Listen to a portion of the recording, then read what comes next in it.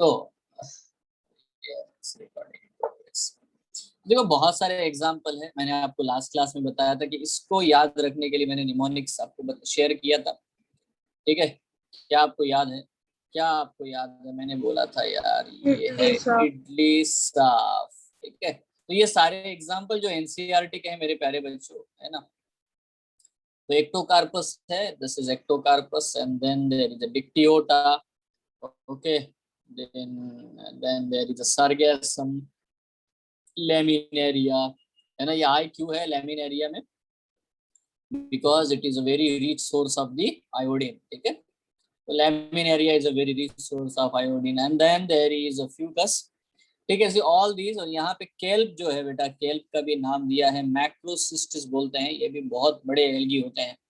So they are mostly marine forms. ये best चीज है बेटा। देखो अब जो ग्रीन एल्गी से कंपेयर करोगे तो ग्रीन एल्गी फ्रेश वाटर में भी पाए जाते हैं और मरीन वाटर में भी पाए जाते हैं, बट ये जो है ये बहुत एक्सक्लूसिवली बेटा मरीन वाटर में ही पाए जाएंगे, ब्राउन एल्गी।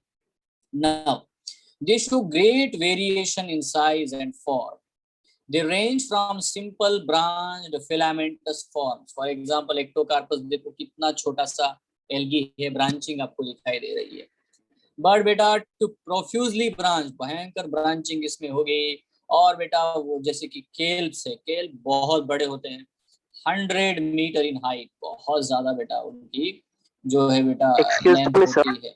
हाँ बोलिए सर। लैमिनेरिया में आयोडीन होता है या प्रोटीन होता है मैक्सिमम? नहीं, देखो it is a great source of iodine, iodine not protein. हमने प्रोटीन के बारे में देखो पढ़ा है, क्लोरेला, ये जो सब चीजें है। देखो प्रोटीन तो सब में होता है यार, प्रोटीन तो सब में है। ठीक है, प्रोटीन किस में नहीं है? हर एक सेल, है ना, मैक्सिमम लेगा प्रोटीन से बना होता है। तो हम क्या yes. उसमें से प्रोटीन प्रॉपरली आइसोलेट कर पाते या नहीं ये पाते? देखो मिनरल्स का कंपोजिशन वेरी करता है सब में। किसी में आयोडीन बहुत ज्यादा है, किसी में सिल्वर भी मिलेगा आपको, ऐसे भी प्लांट है जिसमें सिल्वर मिलेगा। ठीक है, सो द पॉइंट यहाँ पे नोटिस करने वाला है कि यस आयोडीन का रिच सोर्स है ये। ठीक है, now they have a chlorophyll. अभी देखो ये क्लोरोफिल ए सी। देखो अगर मैं सिंपली आपको ट्रिक बताता हूँ, आप लोगों ने ABCD जरूर पढ़ी है बचपन में, है कि नहीं? अभी भी पढ़ी होगी यार, आप यू नो द ABCD, बराबर है। ABCD अगर आप जानते हो तो बेटा बस आपको समझना है, अगर आप green algae, brown algae, red algae को देखोगे तो इसमें भी ए है, इसमें भी ए है, इसमें भी ए है, इसमें बेटा BCD, डन। तो आपको ग्रीन एल्गी में कौन कौन देखेगा? Chlorophyll A B. Brown algae में बेटा chlorophyll A and C. Red algae में क्लोरोफिल, हो गया, हो गया। You know, if you know the ABCD you know the pigments. और मैंने कहा कि इनका जो क्लासिफिकेशन हम लोग करते हैं मेरे प्यारे बच्चों, on the basis of photosynthetic pigment, yes और नो, डिफरेंट कलर है। नाउ क्वेश्चन आता है, सर ये ब्राउन कलर के क्यों होते हैं? तो देखो इनमें और भी पिगमेंट्स पाए जाते हैं जैसे कैरोटीनॉइड्स एंड ज़ैंथोफिल्स। ठीक है, कैरोटीन होता है, बीटा कैरोटीन भी सब में पाया जाता है। मैंने यूनिवर्सल पिगमेंट वाला कंसेप्ट आपको बताया था। क्लोरोफिल ए और बेटा कैरोटीन सब में पाया जाता है। ठीक है, सारे एल्गी में होगा। Now they vary in colour from olive green to the brown depending upon the amount of the xanthophyll pigment fucoxanthin. ये देखो ये पिगमेंट है मेरे प्यारे बच्चों, ये पिगमेंट ब्राउन कलर का होता है। चलो क्वेश्चन है, नीट का क्वेश्चन है रे, why the brown algae is brown? Simple question. Yes, ए प्यारे बच्चे बताओ ना यार, टैलेंटेड हो, कितना टैलेंट है आपके अंदर भरा हुआ, बताओ। Why it is brown? Why? Because it has a brown pigment. And now what is the name of the brown pigment? This is fucoxanthin. क्या है ये बेटा? ज़ैंथोफिल है। ठीक है, हम लोग पढ़ेंगे फोटोसिंथेसिस चैप्टर में ABCD, कैरोटीनॉइड, कैरोटीन, सब पढ़ेंगे। बट अभी तो मैं एक और क्वेश्चन पूछता हूँ, आपको डेस्मिड्स पता है? आप लोगों ने बायोलॉजिकल क्लासिफिकेशन पढ़ा होगा। Yes sir. डेस्मिड्स में कौन सा पिगमेंट पाया जाता है? तो अगेन द सेम आंसर, फ्यूकोक्सैंथिन, उसमें भी पाया जाता है। बट वो गोल्डन एल्गी कहलाते हैं, उसको गोल्डन एल्गी बोलते हैं। क्यों? तो अंदर ब्राउन कलर है, ऊपर बेटा सिलिका का डिपोजिशन है, तो सिलिका चमकता है। यस और नो? इसलिए वो बड़ा ही है ना सुनहरा दिखता है, दैट्स इट, इसलिए उसको गोल्डन एल्गी बोलते हैं। तो वो डेस्मिड्स है, वो प्रोटिस्ट है, ये तो है ही नहीं, वो प्लांट में है ही नहीं बेटा, वो काउंट ही नहीं करते उसको। तो यहाँ पे देखो फ्यूकोक्सैंथिन इज अ पिगमेंट, ये क्वेश्चन बेटा नीट में रिपीटेडली पूछा गया है, आप भी जान सकते हो।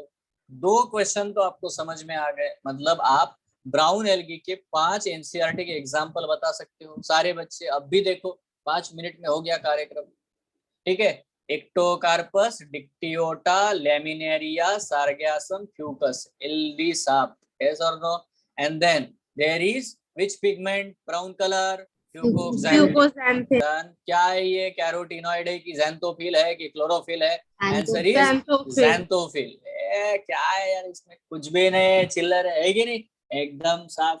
चलो अब यहाँ पे मुद्दा आता है कि देखो अगर हम लोग बात करते हैं कि देखो ये ब्राउन एल्गी डिफर कैसे कर रहा है, डिफर क्यों कर रहा है यार ग्रीन एल्गी से, बिकॉज इसमें क्लोरोफिल ए है, क्लोरोफिल सी भी है, ये डिफरेंस है।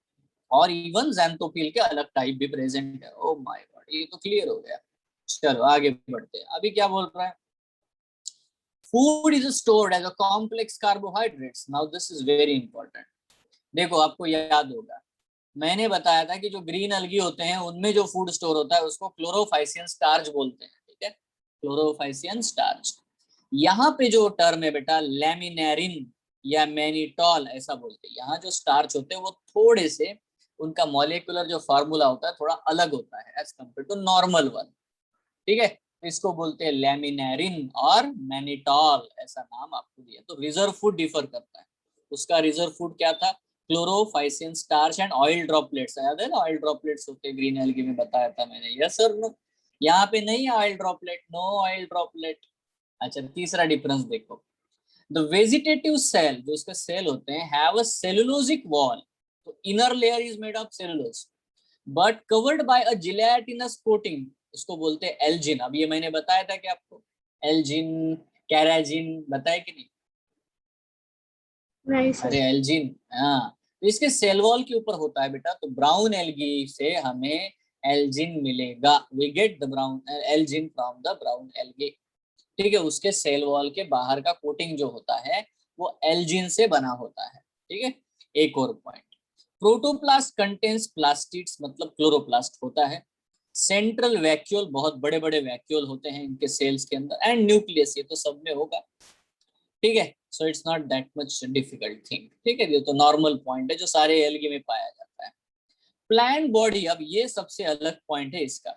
Plant body is attached to the substratum. ये देखो जमीन को, मतलब जो ओशन है उसके अंदर बेटा वो अटैच्ड होते हैं, और जिस चीज से वो अटैच्ड होते हैं उसे हम लोग कहते हैं बेटा होल्ड फास्ट। क्या बोलते हैं उसको हम? Hold fast. तो ये है बच्चों लैमिनेरिया, ये लैमिनेरिया का ओरिजिनल पिक्चर है।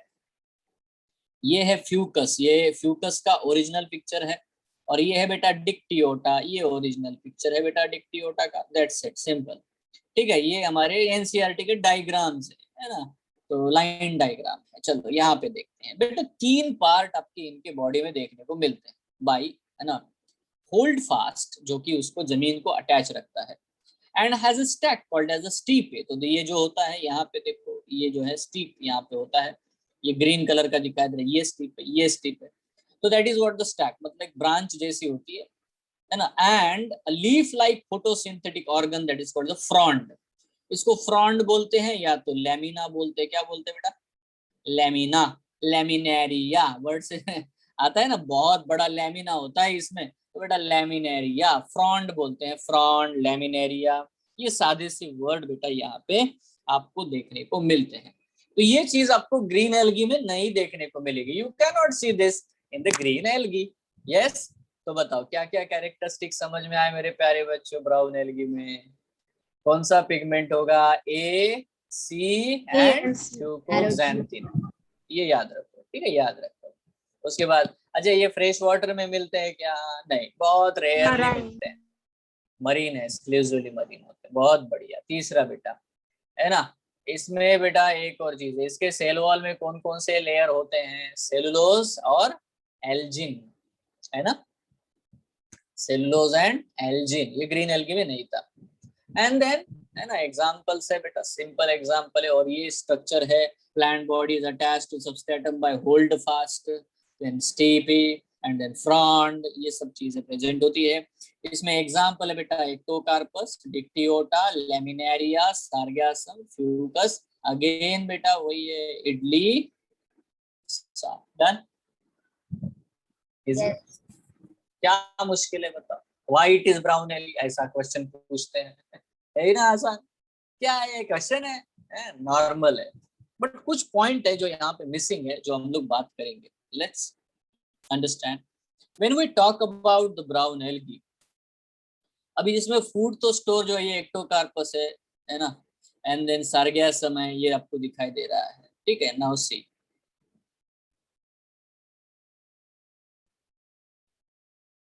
अब बेटा इसमें जब हम लोग रिप्रोडक्शन की बात करेंगे, क्या है फर्क? इसमें वेजिटेटिव रिप्रोडक्शन फ्रेगमेंटेशन से होता है, जैसे ग्रीन एल्गी में भी होता था, उसमें बाइनरी फ्यूजन वाले भी ऑर्गेनिज्म है, छोटे यूनिसेलुलर। इसमें बेटा आपको यूनिसेलुलर ऑर्गेनिज्म देखने को नहीं मिलेंगे ब्राउन एल्गी में, बिकॉज दे आर यूज, है ना, बहुत बड़े ऑर्गेनिजम्स है ये, ठीक है, बहुत बड़े एल्गी होते हैं, तो आपको यहाँ यूनिसेलुलर स्ट्रक्चर्स नहीं देखने को मिलेंगे। अभी देखो एसेक्सुअल रिप्रोडक्शन जो होता है, यहाँ बहुत इंपॉर्टेंट पॉइंट है, और ये जो पॉइंट है बेटा बहुत बार एग्जामिनेशन में पूछा गया है। इनमें हमेशा पेयर शेप्ड ज़ूस्पोर्स प्रोड्यूस होते हैं। देखो ज़ूस्पोर ऐसे हो सकते हैं सर्क्युलर, जो कि ग्रीन एल्गी में बनते हैं तो वो ऐसे होते हैं, बट ये जो होंगे बिल्कुल बेटा इस तरह से पेयर शेप्ड, बिल्कुल ऐसा प्रॉपर शेप होगा, आपको दिखाई देगा, ठीक है। So they have pear shape बाइफ्लैजेलेटेड, हमेशा दो फ्लैजेला आपको दिखाई देंगे, बट प्रॉब्लम है कि दोनों फ्लैजेला की लेंथ इक्वल नहीं होती, एक छोटा होता है एक बहुत बड़ा होता है। In this way they have laterally attached flagella, unequal flagella and only two flagella.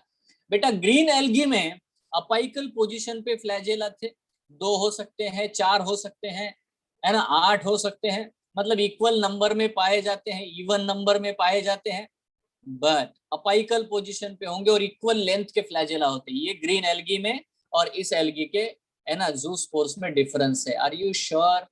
बताओ बेटा ज़ूस्पोर में क्या डिफरेंस है ग्रीन एल्गी और ब्राउन एल्गी में?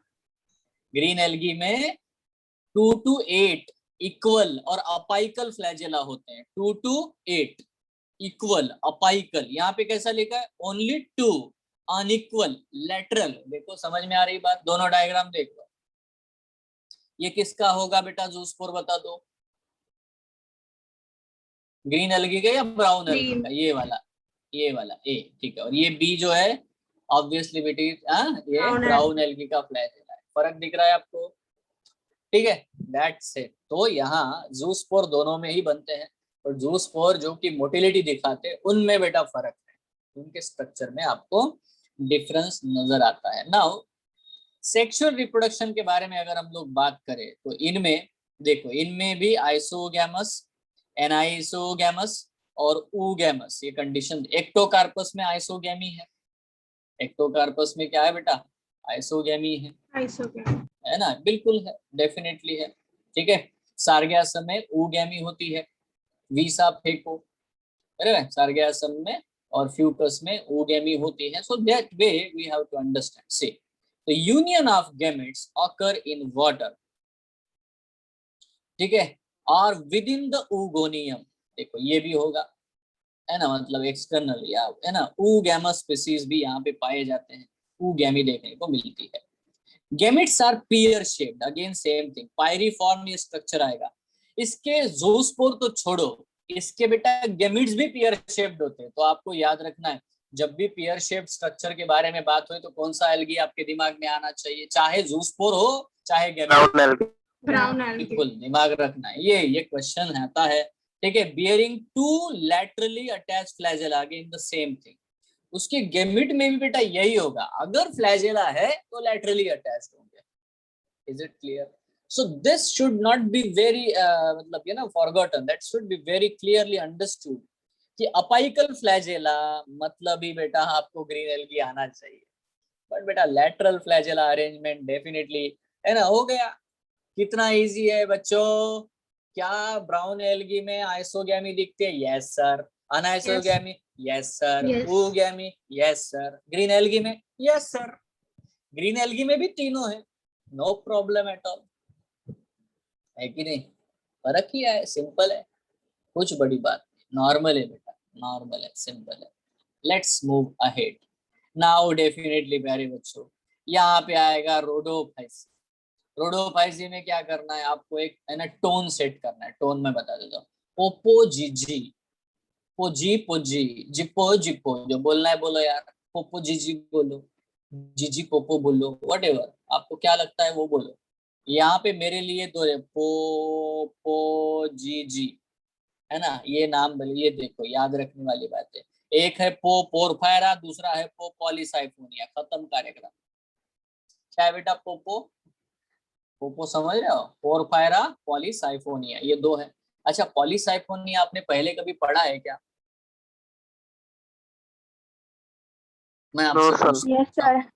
हैप्लोडिप्लॉन्टिक लाइफ साइकिल में एग्जैक्टली, मैंने एल्गी में बताया था कि कुछ algae haplodiplontic life cycle show करते हैं, तो पॉलीसाइफोनिया आपने पहले पढ़ा है, मतलब नाम तो सुना है। अच्छा, पोरफायरा आपने नाम पहले कभी सुना है क्या? Have you heard about this name yes porphyra? Sir, edible algae जो होते हैं उसके 70। एग्जैक्टली बच्चों, बिल्कुल सही।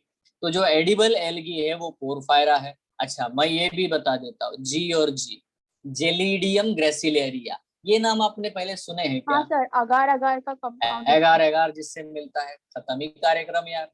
मतलब आपको पोजी पोजी पोपो जी जी जी जी पोपो ये पता है, ये सर नो इडली साहब भी पता है। तो जो इसमें नहीं है वो सारे एग्जाम्पल किसके बेटा? ग्रीन एल्गी के। जो पोपो जीजी में नहीं बैठता, जो इडली सांप में नहीं बैठता, वो किधर आएगा? एनसीईआरटी के एग्जांपल्स, वो किधर आएंगे बताओ? वो सारे ग्रीन एल्गी में। So can you remember the examples of this three algae और नॉट? Yes sir. है ना, पोरफायरा, पॉलीसाइफोनिया, जेलिडियम ग्रेसिलेरिया, ये कौन से एल्गी है बेटा? Red algae. अभी ये रेड एल्गी है मतलब क्या? They have red thalli, red colour दिखता है यार उनका, आप दिख रहे हो, ये देखो रेड कलर दिखाई दे रहा है। अभी इन्होंने देखो इसको ग्रीन ही दिखा दिया एनसीईआरटी ने पोरफायरा को, ठीक है। तो ये आपको दिखाई दे रहा है पॉलीसिकोनिया, ये देखो ये भी है, पोरफायरा भी आपको रेड दिखाई देगा। So why they are red? ये क्वेश्चन है ना। ये रेड क्यों होते हैं? Because they have phycobilins. Phycobilin, देखो यहाँ पे जो पिगमेंट्स होंगे वो कौन सा बेटा? क्लोरोफिल ए, और कौन सा होगा? क्लोरोफिल डी, है ना। मैंने बताया ना ABCD आपको आती है, तो A and D।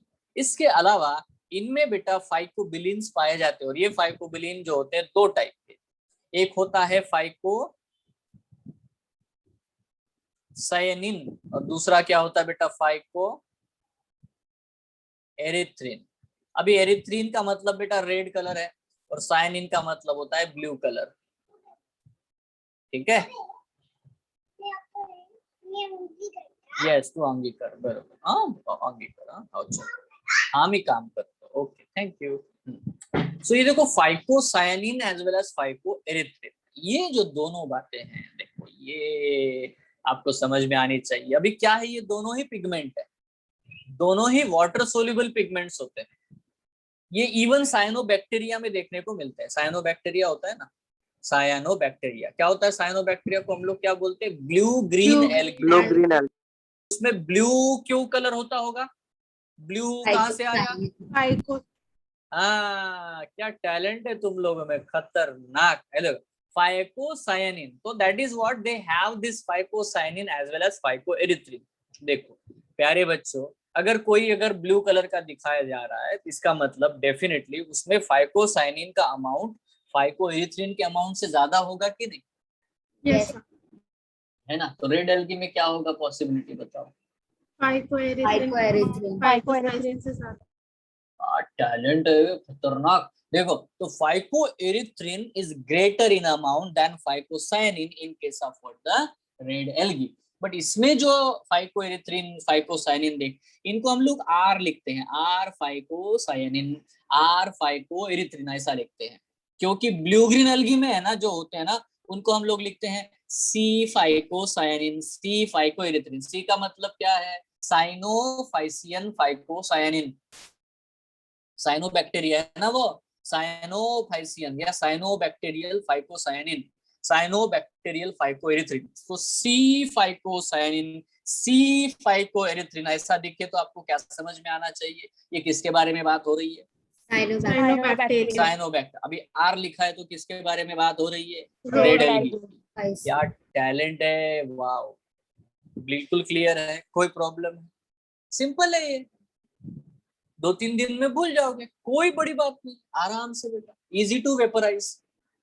C majority are marine, specially in warmer area, जहां पे गर्म पानी होता है, वार्म वाटर होता है, वहां पे बेटा ये पाए जाते हैं।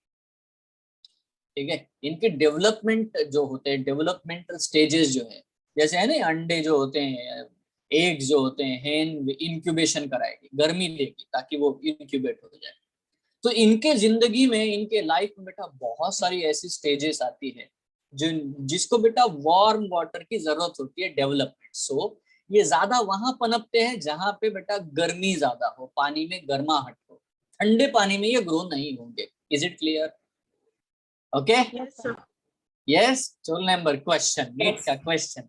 Which of the following algae or algal groups can be found in the warmer water? Green algae, brown algae, red algae, none of these. बोलो आंसर। Red algae. कितना इजी है। अच्छा, मैं एक क्वेश्चन पूछता हूँ। Which of the following group of algae is exclusively marine? Green algae, brown algae, red algae? Brown algae. Brown algae. यहाँ पे क्या लिखा है? मेजॉरिटी आर मरीन, मतलब बहुत सारे ऐसे हैं, some are be fresh water algae. Yes, are you sure? कुछ फ्रेश वाटर में भी पाए जाते हैं। ये है, ये तरीका अपनाओ आप बेटा, 360 आउट ऑफ 360 ऑटोमेटिक आपको आता है। मैं क्या कर रहा हूँ आपको पता चल रहा है। Every time I am making question, मैंने वेट किया मेरे को कोई क्वेश्चन दे, no need, I just making question. Yes और नो? ठीक है, ओके, बहुत ही बढ़िया है। So they occur in both well lighted regions close to the surface of water, ये बड़ा इंपॉर्टेंट पॉइंट है, and at great depths in oceans where relatively little light penetrates. यहाँ पे है ना एक बड़ी इंटरेस्टिंग बात मैं आपको बता, डिस्कवरी चैनल वाली। अगर आप सपोज आपने तय कर लिया कि आपको समंदर में कूदना है, मतलब वापस आने के लिए, ऐसा नहीं कि कूद के नहीं आना है, ऐसा नहीं, ठीक है, पॉजिटिव एटीट्यूड रखना है हमेशा जिंदगी में। तो बेटा आपने कूद गया, आप लोग देखना है, मैं एल्गी को देखना चाहता हूँ, चाहती हूँ, ठीक है, समुद्र में पिकनिक मनाएंगे, एल्गी को देखेंगे। किसको देखेंगे? Red algae. अब जैसे ही आप पहले जंप करोगे तो आपको जो पहले रेड एल्गी मिलेंगे, आप बिलीव ही नहीं करोगे कि वो रेड एल्गी है। ऐसा क्यों? क्योंकि जो एकदम सरफेस के पास जो रेड एल्गी पाए जाते हैं वो बहुत ज्यादा ब्लू कलर के होते हैं, दे आर ब्लूइश। जैसे जैसे जैसे जैसे आप डेप्थ में चले जाओगे वैसे वैसे बेटा इसका रेडनेस बढ़ता चला जाता है, it will change the colour. क्या कारण हो सकता है आपको पता है? मैंने बताया अभी थोड़ी देर पहले, क्या कारण हो सकता है? अंदर ज्यादा वार्म है। आपको जो जस्टिफाइबल रीजन दिखता है, अभी तो मैंने बताया, उसमें 2 प्रकार के पिगमेंट है ना मेरे प्यारे बच्चों। फाइकोसायनिन ज्यादा हो। हाँ, अभी देखो जो सरफेस के पास है मेरे प्यारे बच्चों, वो है वो एल्गी, उनमें फाइकोसायनिन ज्यादा है, फाइकोएरिथ्रिन कम है। एज कम्पेयर्ड, जितना ज्यादा आप डेप्थ में जाओगे, डेप्थ में जितना जाओगे उतने बड़े एल्गी आपको देखने को मिलेंगे और उतने ही रेडिश देखने को मिलेंगे, रेड कलर के। Are you sure? अरे समझ रहे हो? Yes sir. अभी इसको है ना एक इफेक्ट कहते हैं, क्या बोलते हैं? आपको तो आपने इफेक्ट समझ लिया, इसको क्या बोलते पता है? This is called as the Gaidukov effect. क्या बोलते हैं बेटा? ऐसा नहीं लग रहा कि कोई रशियन नाम हो? रशियन नाम है ना, क्या बोल रहा है? गॉडिकॉज। लेना आप लिख लेते हैं गॉडिकॉज।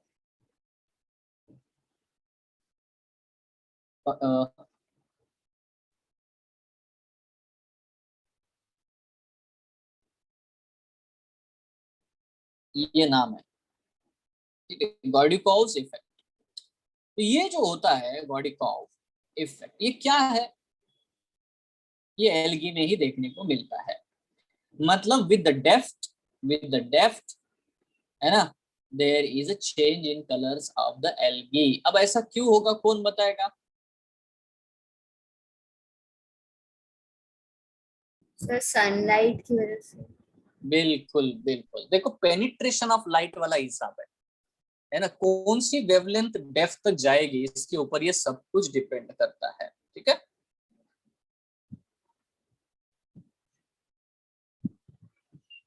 देखो दोनों में देखिए ये जो इफेक्ट है आपको मेरे प्यारे बच्चों, ये आपको डेफिनेटली बेटा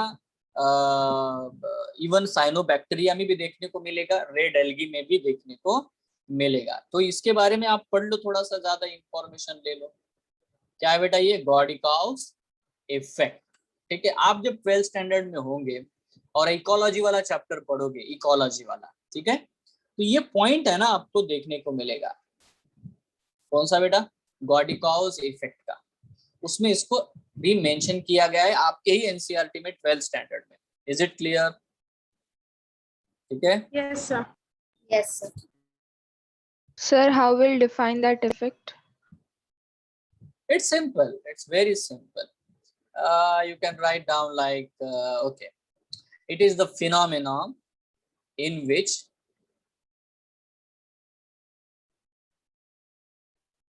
algae changes its color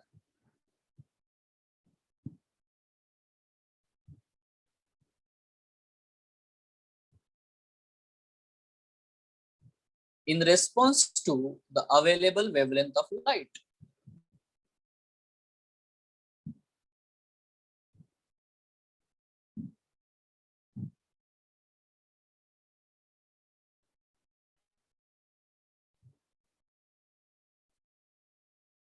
clear है? ठीक है, In इसको हम response लोग to with reference to the available wavelength of light, available wavelength of light, that is Gaudicaus effect. अब ये चीज एनसीईआरटी में लिखी जरूर है, इवन आपकी 11th में भी और 12th में भी, बट नाम नहीं लिखा। इसको क्या कहते हैं ये लिखा नहीं उन्होंने, ना वहां पे लिखा है, ना 12th में, ना यहाँ लिखा है, और वो लिख रहे हैं, they occur in both well lighted regions close to the surface of water and at a great depths in ocean where relatively little light penetrates. अब ये जो है इसके साथ साथ है ना, उसको हम लोग क्रोमैटिक इफेक्ट भी कहते हैं, मतलब लाइट का जो कलर होता है उसके हिसाब से बेटा वो अपने कलर को बदल देते हैं। Is it clear? समझ रहे हो? पोपो जी जी, पोरफायरा, पॉलीसाइफोनिया, जेलिडियम, ग्रेसिलेरिया। क्या है? इजी है। अगर अभी तक आपको ये याद नहीं हुआ होगा तो फिर आप तो महान कलाकार हो। ओके, तो ये बहुत इंपॉर्टेंट था। चलो ये देखो, most of them are multi cellular, इसमें भी बेटा है ना यूनिसेलुलर एक दो एग्जाम्पल आपको देखने को मिलेंगे, but most of them are multi cellular. ये बात याद रखना कि ग्रीन एल्गी में सब कुछ है, ब्राउन एल्गी एक्सक्लूसिव है, समझ रहे? एक्सक्लूसिव समझते हो? Only marine, only multi cellular, ऐसा। ठीक है, और रेड एल्गी में क्या है बेटा? Most of marine, most of multicellular, मतलब some examples you can see. आपको समझ में आया ये पॉइंट कैसे याद रखना है? ट्रिक समझ में आया? यस। बहुत बढ़िया। So some have a complex body organization. अब ये चीज इनमें ही पाई जाती है, जबरदस्त कॉम्प्लेक्स बॉडी ऑर्गेनाइजेशन आपको देखने को मिलेगा। ठीक है, the food is stored as a floridean starch. अब फिर से रिकॉल करो, chlorophycean starch and oil droplets पहले वाले का था। लैमिनेरिया और मैनिटॉल, और है एंड नहीं, लैमिनेरिन और मैनिटॉल है ना, ये दूसरे वाले का था। फ्लोरिडियन स्टार्च बोलते हैं इसको, फ्लोरिडियन स्टार्च, तीसरे वाले का ये। ठीक है, दिस। अब ये फ्लोरिडियन स्टार्च में भी खूबी है, which is structurally very similar to the amylopectin और glycogen। देखो जब आप स्टार्च के बारे में पढ़ोगे तो starch is made up of two things, one is amylose and another is amylopectin। ठीक है, तो स्टार्च में जो अमाइलोपेक्टिन पाया जाता है ये बिल्कुल अमाइलोपेक्टिन जैसे होते हैं, ठीक है, या ग्लाइकोजन जैसे होते हैं, मतलब ब्रांच्ड चेन होते हैं इनमें। तो that you will learn in the chapter biomolecule. अगर मैंने ये चैप्टर आपको पढ़ाया तो मैं बिल्कुल बेटा जब भी ये अमाइलोपेक्टिन और ग्लाइकोजन पढ़ाऊंगा ना तो मैं फ्लोरिडियन स्टार्च बोलूंगा ही, और तब बोलूंगा, रिपीट करूंगा, देखो मैंने एल्गी में बोला था कि फ्लोरिडियन स्टार्च जो है वो अमाइलोपेक्टिन जैसा होता है या ग्लाइकोजन जैसा होता है। आज मैं क्या बोल रहा हूँ, मैं ये बोल रहा हूँ कि हम बायोमोलिक्यूल में पढ़ेंगे कि फ्लोरिडियन स्टार्च जो है अमाइलोपेक्टिन जैसा होता है, ग्लाइकोजन होता है, तो ये अमाइलोपेक्टिन या ग्लाइकोजन क्या चीज है हम कहाँ पे पढ़ेंगे, बायोमोलिक्यूल। आपको इंटरलिंकिंग समझ में आती है, Yes, है ना? Yes, चलो sir. अभी तो क्वेश्चन बना लेते हैं। Floridean starch is structurally very similar to option 1 amylopectin, option 2 amylose, option 3 glycogen, option 4 amylopectin and glycogen। क्या आंसर दोगे? Amylopectin and glycogen. एग्जैक्टली, बहुत बढ़िया हो गया, है ना? अच्छा बताओ, विच ऑफ द फॉलोइंग एल्गी, है ना, shows a complex body organization? Green algae, brown algae, red algae, blue green algae, बताओ red algae. Red algae. क्या है, कितना सिंपल है। चलो एग्जांपल बताओ तो, पोपो जीजी, Polysiphonia, porphyra, gracilaria, gelidium, done done done हो गया, है ना? अगर आप इतने में भी कॉन्फिडेंट नहीं हो तो क्या है, क्या करोगे, कैसा होगा? नाउ सी, रिप्रोडक्शन के बारे में बात करते हैं। इनके बारे में ये बात हो रही है कि वेजिटेटिव रिप्रोडक्शन ये फ्रेगमेंटेशन से करते ही है, हो गया। देखो, asexual reproduction by non motile spores, मतलब यहाँ पे जूस्पोर बिल्कुल भी नहीं बनते, है ना? Now I have the question, आप बता सकते हो कि which of the following group of algae do not have zoospores? Green algae, brown algae, red algae, blue green algae, बताओ। Red algae. Red अच्छा, algae. ब्लू ग्रीन एल्गी में भी नहीं होगा, है? रेड एल्गी, बिल्कुल सही है, ठीक है। सो आंसर जो है बेटा नॉन मोटाइल स्पोर्स। बहुत बढ़िया, बहुत ही बढ़िया बेटा, तो आपको ये क्वेश्चन आ गया। नाउ सेक्सुअल रिप्रोडक्शन में यहाँ पे कुछ अलग ही चीज है, यहाँ आइसोगैमी अनआइसोगैमी आपको देखने को नहीं मिलेगा, बिल्कुल नहीं, ये फर्क है, ठीक है। सेक्सुअल रिप्रोडक्शन में इनमें सिर्फ ऊगैमस कंडीशन ही होती है। Now this is very important, अरे समझ रहे हो? Yes, sir. इनमें सिर्फ Yes, sir. ऊगैमी ही होगी, आइसोगैमी अनआइसोगैमी। देखो ग्रीन एल्गी, ब्राउन एल्गी में तीनों ही होता था, तीनों के एग्जाम्पल भरे पड़े, बट यहाँ पे ऐसा नहीं है। Bye non motile gametes, now understand this. मैंने उस दिन बताया था जब मैंने सेक्सुअल रिप्रोडक्शन पढ़ाया, मैंने बोला कि red algae do not have any motile stage, correct है क्या? Yes, sir. Yes, sir. अरे ये स्टेटमेंट बताया मैंने। So it has a complex post fertilisation development, जैसे हमारे अंदर होता है जाइगोट बनता है, मोरूला बनता है ना, ब्लास्टुला, ऐसे बेटा कॉम्प्लेक्स जो डेवलपमेंट होते हैं इस एल्गी में आपको देखने को मिलता है, रेड एल्गी में। यार क्या सिंपल है। चलो नंबर 1 क्वेश्चन, है ना, विच of the following algae shows complex post fertilization developments? Red green algae. Algae, red algae, brown algae, Rhodophysi. Blue green Red algae, algae. Red algae, Rhodophyceae. ये चीज करो यार, आप देखो कहाँ के कहाँ पहुंच जाओगे। और ये पूरे हर एनसीईआरटी के चैप्टर के साथ करना है, स्टेटमेंट पढ़ा, क्वेश्चन बनाओ, दैट्स इट। लिखना नहीं है, दिमाग में बनाओ। ऐसा स्टूडेंट बन जाओगे आपको कुछ भी फिंगर टिप पे आया, हाँ कुछ भी पूछो सर मेरे को पता है। ये चीज जब तक होगी ना, और ये मैं खुद ही करूंगा, जितना पढ़ाऊंगा उतने क्वेश्चन बनाऊंगा, तो आपको बेटा बस अटेंड करना है क्लास, है ना, यही करना है। और आप खुद भी पढ़ो तो अब आप खुद भी बनाओ। सो देखो, by non motile gametes, no motile stage, complex post fertilisation development. देखो ये एल्गी ऐसा है जिसमें कॉम्प्लेक्स बॉडी ऑर्गेनाइजेशन है, वार्मर वाटर की नीड है इसको डेवलपमेंट्स के लिए, और क्योंकि ये बहुत कॉम्प्लेक्स डेवलपमेंट्स भी शो करता है आफ्टर फर्टिलाइजेशन, मतलब after zygote formation. Yes sir no? Now यहाँ पे अगर आप देख पा रहे होंगे तो एक बेटा आपको एक लाइफ साइकिल दिखाई दे रहा है, ये थोड़ा सा कॉम्प्लिकेटेड है, पॉलीसाइफोनिया का। अब आपको पता है Polysiphonia although it is an algae but it shows what, haplodiplontic life cycle. अब यहाँ पे अगर आप देखो तो इस डायग्राम को, इसके लाइफ साइकिल को अगर आप देखोगे, ठीक है, if you see this life cycle diagram, आपको एक चीज नोटिस करने को मिलेगी। क्या? इसमें 3 हिस्से बन गए, ठीक है, देख रहे हो ना आप लोग? ये देखो, Yes, sir. ये लाइन को फॉलो करो तो आपको दिखाई देगा बेटा यहाँ पे एक चीज की, अगर आप इसमें जो रेडिश एरिया है, अगर आप इसको देखो तो जहां फर्टिलाइजेशन लिखा है उसको तरफ ध्यान से देखो, है ना, फर्टिलाइजेशन देखो। फर्टिलाइजेशन होने के बाद में, आफ्टर फर्टिलाइजेशन, है ना, कार्पोस्पोरोफाइट ऑन गैमेटोफाइट डेवलप हो गया। गैमेटोफाइट के ऊपर एक अलग ही प्रकार का स्पोरोफाइट बन जाता है, ठीक है, और उसमें ऑक्सिलरी सेल बनते हैं गोनिमोब्लास्ट, और उनसे आगे बनता है कार्पोस्पोरेंजिया इनसाइड, है ना, सिस्टोकार्पियम, फिर बनते हैं कार्पोस्पोर्स।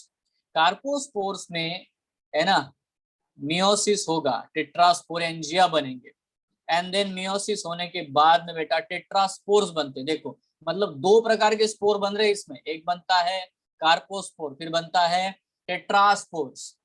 टेट्रास्पोर जो कि फिर हैप्लॉइड बनेंगे, फिर गैमेटोफाइट बनेगा, गैमेटोफाइट के ऊपर सेक्स ऑर्गन्स आएंगे, स्पर्मेटेंजिया, स्पर्मियाशिया या कार्पोगोनिया। देखो फीमेल सेक्स ऑर्गन को हम लोग कार्पोगोनिया बोल रहे हैं, और मेल सेक्स ऑर्गन स्ट्रक्चर को हम लोग स्पर्मेटेंजिया, उसमें जो स्पर्मियाशिया होते हैं, मेल गैमेट बनते हैं, वो भी बेटा, एंड देन फर्टिलाइजेशन होगा, और ये लाइफ साइकिल चलती रहेगी। ना देखो ये जब चीजें आप लोग देखते हो, ये याद नहीं रखना है मेरे प्यारे बच्चों, ये याद नहीं रखना है, ठीक है, बस आपको ये याद रखना है कि पॉलीसाइफोनिया में हैप्लोडिप्लॉइडिक लाइफ साइकिल होती है, और इसमें अलग अलग प्रकार के स्ट्रक्चर बनते हैं जो बड़े ही कॉम्प्लेक्स होते हैं, जो कि नॉर्मली जो ब्राउन एल्गी और रेड एल्गी में आपको देखने, ग्रीन एल्गी में आपको देखने को नहीं मिलेंगे। यस, स्पोरिक मियोसिस हो रहा है, देखो बेटा स्पोर बनते समय मियोसिस हो रहा है, स्पोर में मियोसिस हो रहा है, डिप्लॉइड स्पोर है कार्पोस्पोर, उसमें मियोसिस होकर के बेटा टेट्रोस्पोर बने जो कि हैप्लॉइड स्पोर है। दिख रहा है आपको? स्पोर ही मियोसिस कर रहा है, स्पोर ही बना रहा है, ये आपको समझ रही बात है ना? सो इसीलिए ये कॉम्प्लेक्स लाइफ साइकिल्स होती है इनकी। यस, ठीक है, तो ज्यादा इसमें कॉम्प्लिकेशन करने की, खुद को आपको बहुत ज्यादा कॉम्प्लिकेट होने की बिल्कुल जरूरत नहीं है। क्या आपको एक सिंपल बात यहाँ से समझ में आती है कि इनकी लाइफ साइकिल कॉम्प्लेक्स है, फर्टिलाइजेशन के बाद में बेटा अलग अलग स्टेजेस देखने को मिलती है, यस और नो, जो कि एक सिंपल एल्गी में आपको देखने को नहीं मिलेगी। ठीक है, बात क्लियर है? सो यही है, बहुत बढ़िया बेटा। Excuse me, sir. हाँ बोलिए। सर ये सारे रेड एल्गी का कॉम्प्लेक्स लाइफ साइकिल होता है या सिर्फ पॉलीस होता है? ना ना देख, बिल्कुल पॉलीसाइफोनिया का ही ये लाइफ साइकिल है। बहुत सारे जो रेड एल्गी है उनमें कुछ सिंपल भी है जिनमें हैप्लोडिप्लॉइडिक लाइफ साइकिल होती है, बट मैक्सिमम बेटा जो होते हैं, अभी इतने ही स्टेज नहीं, बाकी के एल्गी में और भी अलग अलग स्टेज बनते हैं, तो हर एक का अपना जो लाइफ साइकिल है वो थोड़ा बहुत डिफर भी करता है, बट कॉम्प्लेक्सिटी आपको इनमें जरूर देखने को मिलेगी। ठीक है, ओके सर।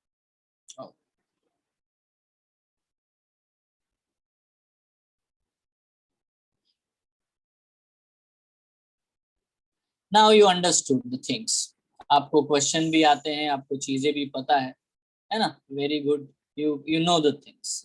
गैमस कंडीशन है इसमें पाई जाती है, ये आपको समझ में आ गया। नाउ सपोज अगर हम इनको छोटा सा एनसीईआरटी में जो कंपैरिजन दिया है उसको देखें, मतलब हमारे नीट के लिए बड़ा ही आसान। देखो क्लोरोफाइसी को मैं ग्रीन एल्गी कहता हूँ, इसको मैं ब्राउन एल्गी कहता हूँ, इसे मैं रेड एल्गी कहता हूँ। ये कोई रॉकेट साइंस वाला पॉइंट है? ये कितना आसान है, कोई भी बता सकता है, यस और नो?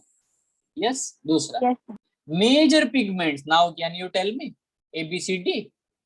एबीसीडी आती है ना? नाउ यू कैन रिमेम्बर, इसमें ए बी है, इसमें ए सी है, इसमें ए डी है, हो गया एबीसीडी। बट अगेन यहाँ पे आपको है ना बेस्ट मेंशन करने वाली चीज क्या होगी? फ्यूकोक्सैंथिन, बराबर, fucoxanthin brown pigment, and then यहाँ पे मेंशन करने वाला होगा बेटा फाइकोइरिथ्रिन, रेड कलर का पिगमेंट। ये आसान है। अच्छा, स्टोर्ड फूड में क्या है? Chlorophyceae starch and oil droplets, correct है कि नहीं? यस और नो? अब ये एनसीईआरटी में नहीं लिखा, आप Yes. लिख लेना खुद से, पेन से लिख सकते हो। दें यहाँ पे देखो, या तो मैनिटॉल होता है या तो लैमिनेरिन होता है। इसके थोड़े से अलग प्रकार के स्टार्च है, मॉलिक्यूलर स्ट्रक्चर उनके अलग है। ठीक है, मैनोज से बनने वाले, लैमनोज से अलग प्रकार के जो यूनिट बनते हैं, ग्लूकोज के ट्रांजिशन होते हैं। ठीक है, बायोमोलिक्यूल्स अगर आप पढ़ोगे तो इसमें बताऊंगा कि देखो मैनोज, गैलेक्टोज, है ना, ये सब अलग अलग प्रकार के डेफिनेटली बेटा सिंपल शुगर्स होते हैं। देन यहाँ पे फ्लोरिडियन स्टार्च है तो हो गया, ये फ्लोरिडियन स्टार्च वाला पूछेंगे तो ये है, मैनिटॉल और लैमिनेरिन पूछे तो ये है, क्लोरोफाइसिन स्टार्च ऑयल पूछे तो ये है। अच्छा, इन तीनों में से कहाँ पे पायरेनॉइड देखने को मिलेगा? पायरेनॉइड स्ट्रक्चर क्लोरोफाइसिन में, याद आ गया, हो गया ना, ये क्वेश्चन है। बाकी में है क्या? नहीं है, नो वे। देन सेल वॉल, इसमें सेलुलोज एंड पेक्टोज ये वाली कंपोनेंट होती है, बराबर, ऐसा हमारे एनसीईआरटी में लिखा है। इसमें क्या है बेटा? सेलुलोज एंड एल्जिन इसके सेल वॉल में है। इसमें क्या है बेटा? सेलुलोज प्लस एगार एगार, इसके सेल वॉल में एगार होता है रोडोफाइसी में। समझ रहे हो आप लोग? Cellulose and pectose, cellulose and Elgin, cellulose and एगार एगार, ये बात को आपको याद रखनी है। देखो प्यारे बच्चों, ये जो एगार एगार है इनको हम लोग बोलते हैं हाइड्रोकोलॉइड्स। अब वो नाम मैंने सुनाया है पहले भी, हाइड्रोकोलॉइड मतलब जिनमें वाटर होल्डिंग कैपेसिटी है, बट इनमें होता है बेटा सल्फेट, तो इनको हम लोग बोलते हैं sulphated esters of hydrocolloids. Sulphated esters of hydrocolloids, याद रखना। अगार अगार क्या है बेटा? Sulphated esters of hydrocolloids, chemical nature है, लिख के रखो ना। और ये अगार अगार कहाँ पे है? रोडोफाइसिन में, sulphated esters of hydrocolloids. Why? Because algin is a non sulphated. Algin कैसा है? नॉन सल्फेटेड हाइड्रोकोलाइड है, करेक्ट है। अब ये एम्स का क्वेश्चन है, उसके हिसाब से मैं बता रहा हूँ, हैं? चलो बताओ, इनमें से किसके सेल वॉल में सल्फेटेड ईस्टर्स ऑफ हाइड्रोकोलाइड्स प्रेजेंट है? Red algae, green algae, red algae, brown algae, है ना? रेड एल्गी सिंपल, क्या हुआ वो? एगार एगार, करेक्ट है, डन। अब प्यारे बच्चों ये देखो, फ्लैजेलर नंबर और पोजीशन ऑफ इंसर्शन देखो कितने होते हैं रे? 2 to 8 equal Equal apical, and बराबर है। ऐसा गोल बना देंगे अपाइकल पोजीशन पे, या तो 2 है, या तो 4 है, या तो 6 है, या तो 8 है, बट इक्वल साइज के होंगे और हमेशा अपाइकल पोजीशन पे होंगे। यहाँ पे कैसा है बेटा? यहाँ पे 2 है, बस 2 ही होते हैं, अनइक्वल। और ये पायरिफॉर्म पायरिफॉर्म पायरिफॉर्म स्ट्रक्चर है ना, बिल्कुल। here, लैटरल साइड में यहाँ देखो, यहाँ छोटू इधर है, एक लंबा इधर, एक 2 ही होंगे, लैटरल साइड में होंगे, एज वेल एज बेटा क्या होंगे, है ना, अनइक्वल होंगे। यस और नो? yes, तो sir. इक्वल अपाइकल क्लोरोफाइसी में, अनइक्वल लैटरल फियोफाइसी में, और नो मेंशन है ही नहीं, absent, no motile stage, correct है। इसमें बेटा no motile stage, obviously red algae में, डन है ना। अब ये देखो, ये कैसा लिखा है एनसीईआरटी, देखो ये फ्रेश वाटर में भी पाए जाते हैं, सॉल्ट वाटर में भी पाए जाते हैं, ब्रैकिश वाटर में भी पाए जाते हैं। आप में से कौन जानता है ब्रैकिश वाटर क्या होता है? मैंने उस दिन भी पूछा था, कोई आइडिया हो तो मेरे को बताओ, मुझे नहीं पता, ऐसा मान लेते हैं। क्या होता है ब्रैकिश वाटर का मतलब? Any one of you can tell me. Sir, which is non-consumable and too much concentration of salt. आप जानते हो आपके महाराष्ट्र में ही ऐसा एक बढ़िया एग्जांपल है ब्रैकिश वाटर का, एनीवन नोज अबाउट इट? उसमें भयंकर सॉल्टी वाटर है, भयंकर, मतलब आप सोच ही नहीं पाओगे। You know the state of Buldhana, Buldhana के बारे में रेड सी, जानते हो आप लोग? है? सर रेड सी में भी रहता है ना ब्रैकिश वाटर? हाँ, डेड सी तो भयंकर है, अरे बाप रे, उधर तो आप ही खुद तैरने लग जाओ, है ना। Yes sir. आपको इतना हेवी डेंस है ना, वो बहुत ही डेंस है। सो देखो, मुद्दा ये है कि ब्रैकिश वाटर जैसे लगून्स होते हैं ना, लगून्स में क्या होता है, ब्लैक बैक फ्लो होता है। वाटर का क्या होता है, बैक फ्लो होगा तो क्या होगा, पानी उसमें जमा होता रहता है, मतलब आएगा समंदर से, है ना, आएगा पानी जमा हो जाएगा, वो वापस नहीं जाता, वहीं पे आता है रहता है, पानी आता है रहता है। तो क्या होगा, वो सॉल्ट बहुत लाता है, तो सॉल्ट जब लाएगा तो वो सॉल्ट वहीं जमा होना शुरू हो जाएगा। ठीक है। लोनार करके, लोनार सरोवर करके बुल्डाना में है, आपने कभी सुना होगा लोनार के बारे में। कहा जाता है कि वहां पे बहुत पहले एक मेटेओराइट आके गिरा था, तो बहुत बड़ा गड्ढा हो गया, बहुत ही बड़ा। अब जब हर साल बारिश हुई तो हर तरफ से वो पानी आता है और वहां जमा हो रहा है, पानी आता है, तो हजारों सालों से ये हो रहा है। बेटा वहां पे उसने इतना मिनरल बहा बहा करके लाया है कि वहां का जो पानी है वो बहुत ज्यादा सॉल्टी है। तो देखो, जहां पे ऑस्मोलैरिटी ओशन से भी ज्यादा हो, ओशन में जो ऑस्मोलैरिटी होती है वो 35 मिली ऑस्मॉल्स इतनी होती है। अभी वो 100 मिली ऑस्मॉल के ऊपर है बेटा, भयंकर सॉल्ट जिसमें होगा, ठीक है, उनको हम लोग कहते हैं बेटा ब्रैकिश वाटर। ये ब्रैकिश हमेशा वाटर। ट्रांजिशनल एरियाज होते हैं, मतलब समंदर और नदी के आजू बाजू में पाए जाते हैं। ठीक है, बराबर है क्या, ये नहीं है। ठीक है, आप हमेशा ये याद रखना कि एनी ब्रैकिश वाटर इज, है ना, always have the osmolarity which is intermediate between the fresh water and the ocean. ठीक है, अगर ओशन की ऑस्मोलैरिटी 100 है और फ्रेश वाटर की ऑस्मोलैरिटी बेटा 15 है, तो इसकी होगी 35। समझ रहे हो, मतलब ऐसा पानी, मतलब जो डेड सी, ये लोनार सरोवर, these are not the examples of the brackish water. Understand, because ऐसे वाटर में किसी भी लिविंग ऑर्गेनिज्म का सरवाइव कर पाना बड़ा ही मुश्किल है, ये पहले समझ लो। ठीक है, बेस्ट पार्ट है, आपको याद है, आपको पता है डेड सी में बिल्कुल कोई भी ऑर्गेनिज्म सरवाइव नहीं कर पाते, करेंगी कैसे, ऑस्मोसिस ऐसा भयंकर हो जाएगा उनका कि बढ़ ही नहीं पाएंगे, है ना।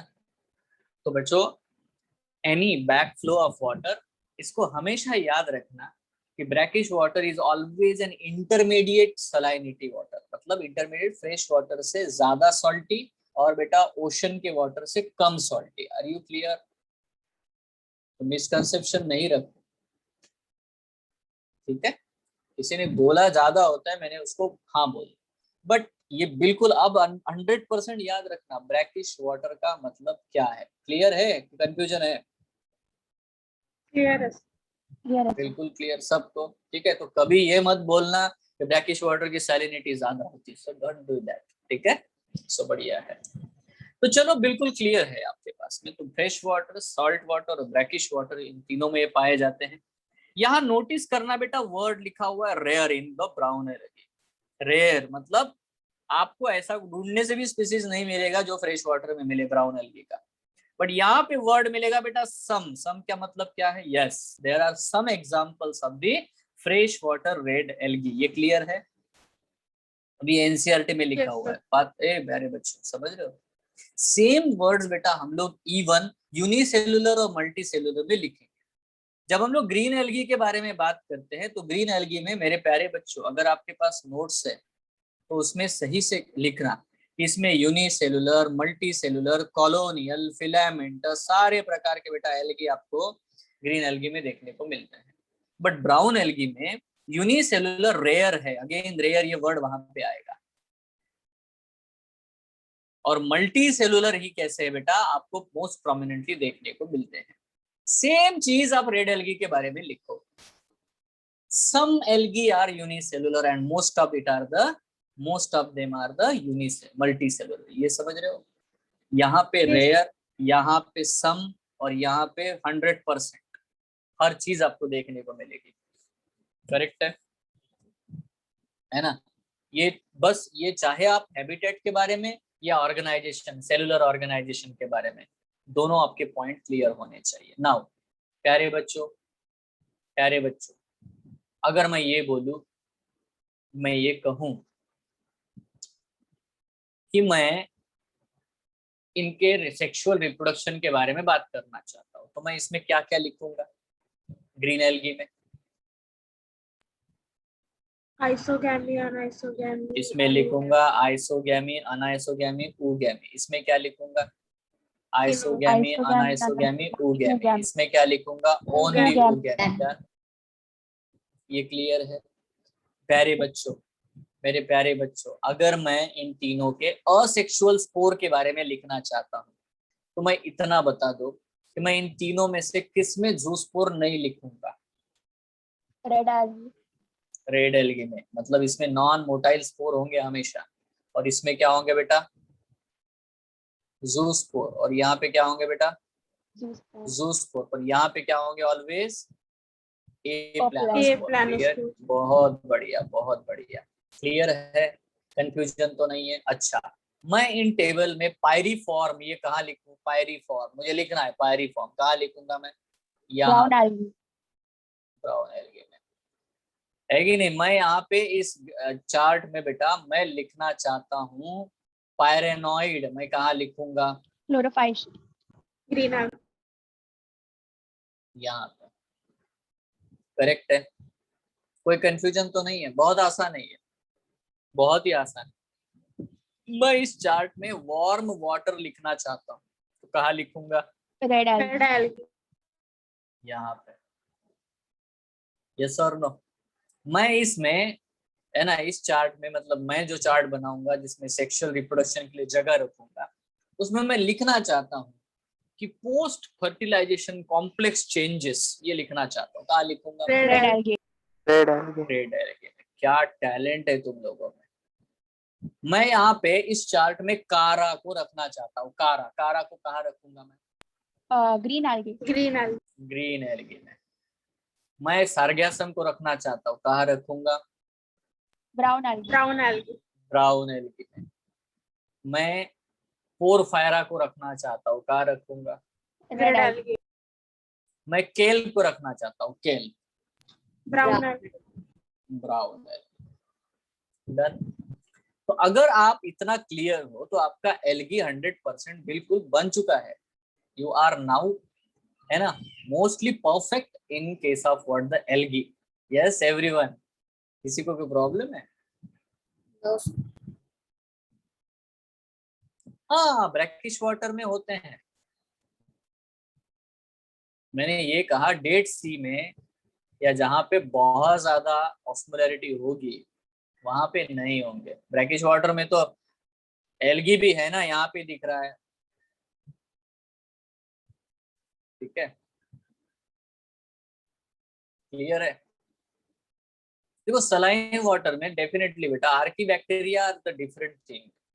देखो हम लोग जब भी बैक्टीरिया ये वर्ड बोलते हैं ना तो हम लोग नॉर्मल बैक्टीरिया के बारे में बात करते हैं। Yes sir, you have to understand this, you know, बहुत इंपॉर्टेंट है। When you talk about the archaea, you know, the not bacteria, if I will say bacteria, I am talking about the, you know, bacteria only, not about the archaea.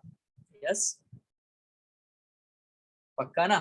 थोड़ा सा और one step ऊपर, थोड़ा सा और one step ऊपर बात कर रहा हूँ, इसको तो याद रखना हमेशा। और आप मेरे स्टूडेंट हो तो आप भी वैसा ही बोलोगे, क्योंकि एकदम प्रॉपर कंसेप्ट, एकदम पिन पॉइंट क्लियर हो। ठीक है? So everyone clear?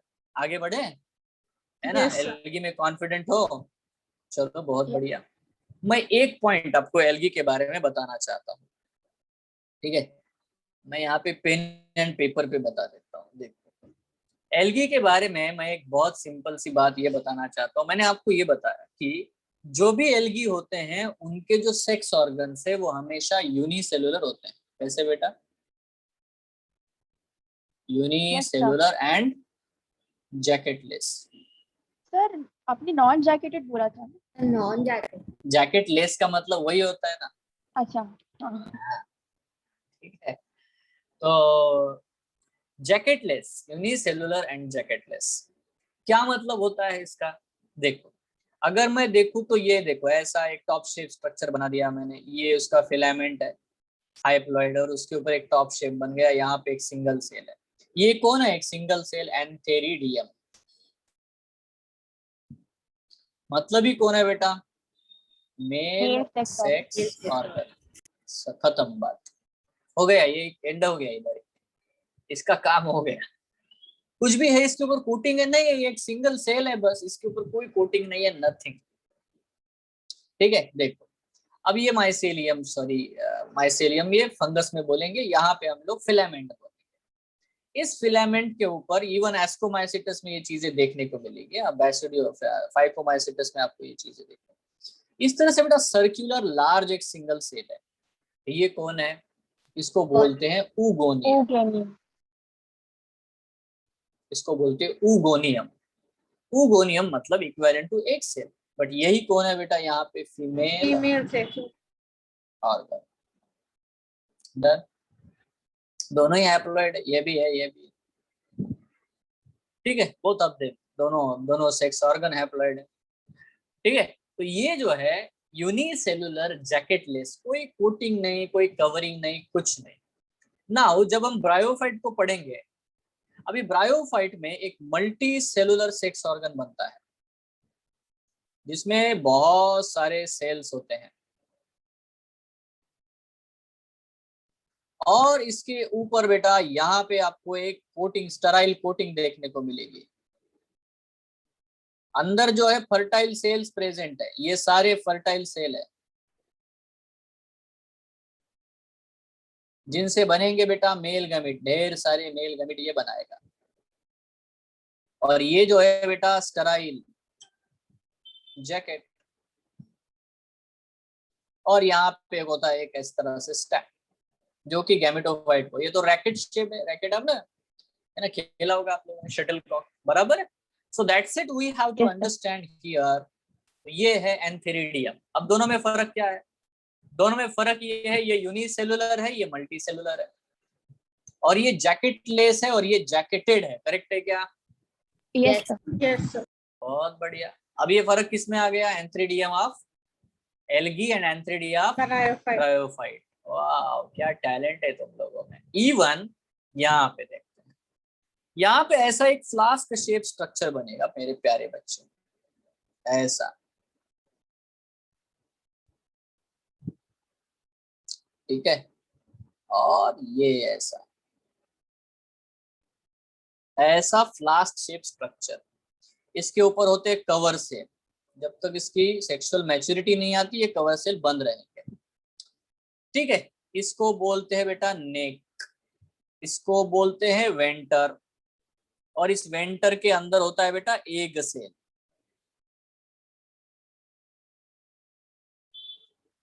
और बाकी भी यहाँ पे सेल्स होते हैं जिनको हम लोग बाद में देखेंगे। और यहाँ पे बेटा स्टैक, जिससे वो गैमेटोफाइट को अटैच हो। तो इसको क्या बोलते हैं, इसको बोलते हैं आर्चिगोनियम। मतलब ये ब्रायोफाइट का अंदर के सेल फर्टाइल है, और ये नेक जो ये कोटिंग दिखाई दे रहा है, ये वाला ये स्टेराइल जैकेट है नेक और वेंटर का। ठीक है, तो ये जैकेट है एक्चुअली, और इनके अंदर बेटा ये फर्टाइल सेल्स है, जैसे कि एक सेल है।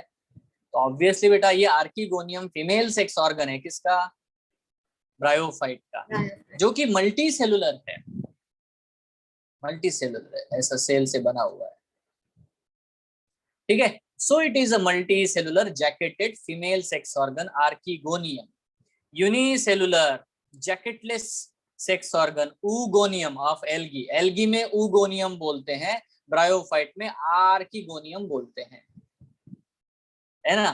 फीमेल सेक्स ऑर्गन के नाम बदल जाते हैं, बट मेल सेक्स ऑर्गन का नाम वही रहता है। यहाँ पे भी एंथेरिडियम है, यहाँ पे भी एंथेरिडियम ही है। Is it clear? अरे समझे, इतना तो फर्क समझ गए। अब ये क्या करेगा, ये जो है इस तरह से पानी में बहुत सारे बेटा ऐसे मेल गैमेट रिलीज करेगा जो मोटाइल होंगे, फ्लैजेलेटेड होंगे, और ये पानी में जो तैरते तैरते जाएंगे, और बेटा जैसे ये जो है यहाँ पे पहुंचेंगे, जैसे ये है ना कवर सेल ओपन हो जाएगा, घुस जाएंगे अंदर और फर्टिलाइजेशन कराएंगे। बट इनको तैरने के लिए चाहिए पानी, मतलब ब्रायोफाइट विदाउट वाटर फर्टिलाइजेशन नहीं कर सकते। अरे समझ रहे हो? Yes sir. ब्रायोफाइट के जो मेल गैमेट होते हैं वो बेचारे तैर के जाते हैं, वो तैरेंगे कहाँ पे? पानी में। अगर तैरने के लिए पानी नहीं है तो बेटा डेफिनेटली वो फर्टिलाइजेशन नहीं कर पाएंगे, इसीलिए इनको हम लोग एम्फीबियंस ऑफ प्लांट किंगडम कहते हैं। क्लियर है क्या? Yes sir. क्योंकि फ्रॉग वगैरह एम्फीबियंस है ना, उनको बेटा वो स्पर्म डाल देते हैं पानी में, एग्स डाल देते हैं, वहीं बाहर के बाहर फर्टिलाइजेशन होता है, उनका एक्सटर्नल फर्टिलाइजेशन होता है। इनका वैसा नहीं है, इंटरनल हो रहा है, ऊगैमी हो रही है, बट बेटा still they need water for the fertilization. बिना वाटर के इनके फर्टिलाइजेशन हो नहीं सकते। सो इन दैट केस इनको हम लोग कहते हैं amphibians of the plant kingdom. Clear है? सबको क्लियर है? Yes sir. है ना? सर तो चलो। उन्हें फ्लैजेला के साथ साथ मतलब वाटर की भी जरूरत है मूवमेंट के लिए, ऐसा? अरे भाई फ्लैजेला मतलब ऐसा है कि ये देखो, अरे पैर होने से थोड़ी चलता है इंसान, जमीन भी तो होनी चाहिए नीचे, हैं? पंख होने से उड़ता है कि पंख हवा हवा होगी तो उड़ेगा, है ना बर्ड? मीडियम चाहिए ना, विदाउट मीडियम क्या मतलब है ना? आपको अगर मैं, है ना, यहाँ से ऐसे फिश बंदूक में डाल करके एकदम स्पेस में भेज दूंगा, वहां पे चल के दिखाओ, can you? No. Yes or no? So we need a particular medium, you know. So they need a medium of water for the transport of the male gamete. Is it simple or not? But they Yes, are it's very terrestrial, na? simple. क्या बेटा? But bryophytes are terrestrial plants. Yes, they are terrestrial plant. इसीलिए तो amphibian बोल रहे हैं. Although they are terrestrial, but they need water for fertilization. नहीं तो क्यों amphibian बोलते अगर पानी में रहते तो? Yes. मैंने बताया था आपको पहले दिन कि which of the following is the first terrestrial plant group? Bryophyte. बिल्कुल सिंपल। तो अगर वो टेरेस्ट्रियल है फिर भी बेटा उनकी dependency on the water for fertilization अभी भी बनी हुई है। ये क्लियर है ना? Yes sir. Let's move ahead. चलो यहाँ पे आगे बढ़ते हैं, यहाँ दिखाते कार्यक्रम आपको। तो प्यारे बच्चों हम लोग पढ़ने वाले हैं ब्रायोफाइट के बारे में। अब ब्रायोफाइट के बारे में सबसे बढ़िया बात ये आती है कि इनमें जो लाइफ साइकिल होती है वो है बेटा haplodiplontic life cycle. Now they have a haplodiplontic life cycle. और मजेदार बात ये है कि आप जानते हो हैप्लोडिप्लॉन्टिक का मतलब क्या है? आप ये जानते हो कि इसमें दो प्रकार की प्लांट बॉडीज बनती है, एक होती है गैमेटोफाइट और एक होती है स्पोरोफाइट। यस और नो? Yes, sir. और आप Yes, ये sir. भी जानते हो बेटा कि gametophyte is always haploid. Gametophyte is always Haploid. Haploid and sporophyte is always Haploid. Diploid. You know it. अब उसको ये जो कंसेप्ट्स आपको जो पता है ना उनको हम यूज करेंगे। ठीक है, नाउ यू यूज इट। ठीक है, लेट्स स्टार्ट इट। ये देखो यहाँ पे आपके सामने बेटा जो रेनी सीजन वगैरह में ना ऐसे ब्रिक्स के ऊपर ऐसे छोटे छोटे आपको, है ना, दीवारों के ऊपर वगैरह जमा होते हुए दिखाई देंगे। Can you see this? आप आराम से देखो, ये है ब्रायोफाइट। ब्रिक्स के ऊपर, वॉल के ऊपर, ट्रीज के ऊपर देखेंगे पहले, जहां पे बहुत ज्यादा मॉइस्चर होगा रेनी सीजन में ये देखने को मिलेंगे। जो ग्रीन कलर के हैं बेटा वो गैमेटोफाइट है। जो आपको ग्रीन कलर के ब्रांचेस दिखाई दे रहे हैं बेटा वो क्या है रे? गैमेटोफाइट है। बट जो ऐसे ब्राउन कलर का जो दिखाई दे रहा है स्पोरेंजिया के साथ में दिखाई दे रहा है, ये आउट ग्रोथ, यस ये है स्पोरोफाइट। ये सब क्लियर कर लो। इमेज में दिखा रहा हूं मैं, ओरिजिनल इमेज से, ये ओरिजिनल प्लांट है ये, है ना? तो जो ग्रीन होता है तो gametophyte is always green, always green, और स्पोरोफाइट इज नॉट ग्रीन। तो मैं एक क्वेश्चन पूछूं आप सबसे, बड़ा सिंपल क्वेश्चन है, सब लोग बड़े ध्यान से इस क्वेश्चन का जवाब दो बेटा। ब्रायोफाइट में कौन सा पार्ट फोटोसिंथेसिस करेगा? Only gametophyte? क्वेश्चन ऑप्शन सुनो, only gametophyte, only sporophyte, both gametophyte and sporophyte, ठीक है, और नो फोटोसिंथेसिस। चलो बताओ आंसर क्या होगा? Only gametophyte. ओनली गैमेटोफाइट मतलब स्पोरोफाइट कभी फोटोसिंथेसिस नहीं करता। अब आपको ये समझ में आ गया कि गैमेटोफाइट ग्रीन है, ग्रीन होता है, और उसी गैमेटोफाइट के ऊपर हैप्लॉइड, जो ग्रीन हैप्लॉइड गैमेटोफाइट होता है, उसी के ऊपर बेटा ये स्पोरोफाइट ग्रो होता है, उसी के ऊपर पैरासाइट जैसा जिंदगी जीता है। बात समझ में आती है? Yes. Gametophyte is photosynthetic and sporophyte is parasitic, है ना? ये क्लियर कर लो। दो अलग अलग जनरेशन है, एक जनरेशन खुद खाना बना रही है, दूसरी जनरेशन उसी के ऊपर डिपेंड है, पहले जनरेशन के ऊपर। यस यस बट जो खाना बना रही है वो हमेशा हैप्लॉइड है, और जो डिपेंडेंट है वो हमेशा क्या है बेटा? डिप्लॉइड। बात Diploid. क्लियर है? क्या टैलेंट है तुम लोगों में यार, खतरनाक। अब ये देखो, ये जो है ना स्पोरेंजिया है, दिख रहा है आपको? इसमें से स्पोर्स निकलेंगे हैप्लॉइड, ये स्पोर इसी जमीन के ऊपर गिरेंगे और जर्मिनेट होंगे तो क्या बनेगा? हैप्लॉइड बनेगा। फिर से इन्हीं हैप्लॉइड के ऊपर फिर स्पोरोफाइट बनेंगे, फिर स्पोरेंजिया, फिर ये हो गया लाइफ साइकिल, चलता रहेगा चलता रहेगा। यस और नो? यस है ना? बहुत बढ़िया। तो let's begin, let's start now. यहाँ पे पॉइंट आता है, ये देखो। ऐसे बेटा अगर कहीं आप घूमने फिरने जाओगे, पहाड़ों पे, दीवारों पे, पेड़ों पे, हर जगह बेटा एकदम सुहाना मौसम, आप चले गए उडगमंडलम, जाते? उडगमंडलम क्या है? ऊटी, कोडाई कैनाल, वहां चले गए आप, तो मसूरी चले गए, वहां पे मॉइस्चर है, ठंडा एटमॉस्फेयर है, बढ़िया एटमॉस्फेयर।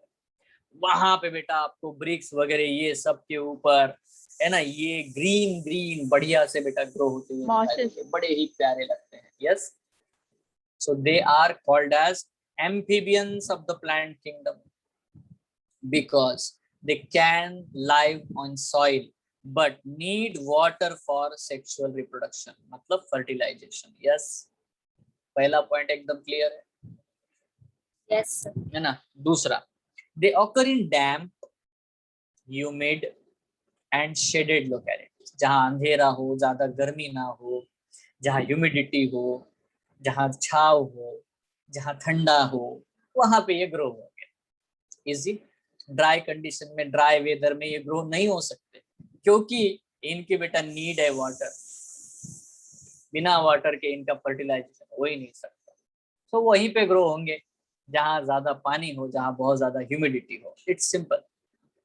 अब इनकी जो मेन प्लांट बॉडी होती है वो हमेशा ग्रीन होती है, और ये जो ग्रीन बॉडी हमें दिखाई दे रही है हर जगह पे, ये सब बेटा ऑल दीज आर गैमेटोफाइट, सब गैमेटोफाइट है। जो दिख रहा है गैमेटोफाइट है, जो आपके सामने पिक्चर्स में है। यस, और gametophyte is always green and haploid, correct है? तो मेन प्लांट बॉडी इसकी कौन है बेटा? Gametophyte. Main plant body of the bryophyte is gametophyte. अच्छा ना, अरे एक बात बताओ, गैमेटोफाइट का मतलब क्या होता है? Gamete producing plant bred body. बिल्कुल, गैमेट प्रोड्यूसिंग प्लांट। अभी जो मैंने आपको ड्रॉ करके दिखाए थे, एंथेरिडियम, आर्किगोनियम, ये कहाँ पे डेवलप होंगे? गैमेटोफाइट के Gametophyte. ऊपर या स्पोरोफाइट के ऊपर? Gametophyte. Obviously sex organs will develop on the gametophyte. तो ये जो ग्रीन स्ट्रक्चर्स दिखाई दे रहे हैं, इनके ऊपर ही बेटा ये सेक्स ऑर्गन्स आपको डेवलप होते हुए दिखाई देंगे। Let's understand this. देखो, इनकी जो बॉडी होती है is more differentiated than that of the algae. मतलब अगर आप बॉडी एल्गी के कंपैरिजन करोगे तो they are well developed. It is a thallus like, ये थैलस जैसी है, थैलस नहीं है, और ना ही बेटा ये ट्री जैसी है, ठीक है?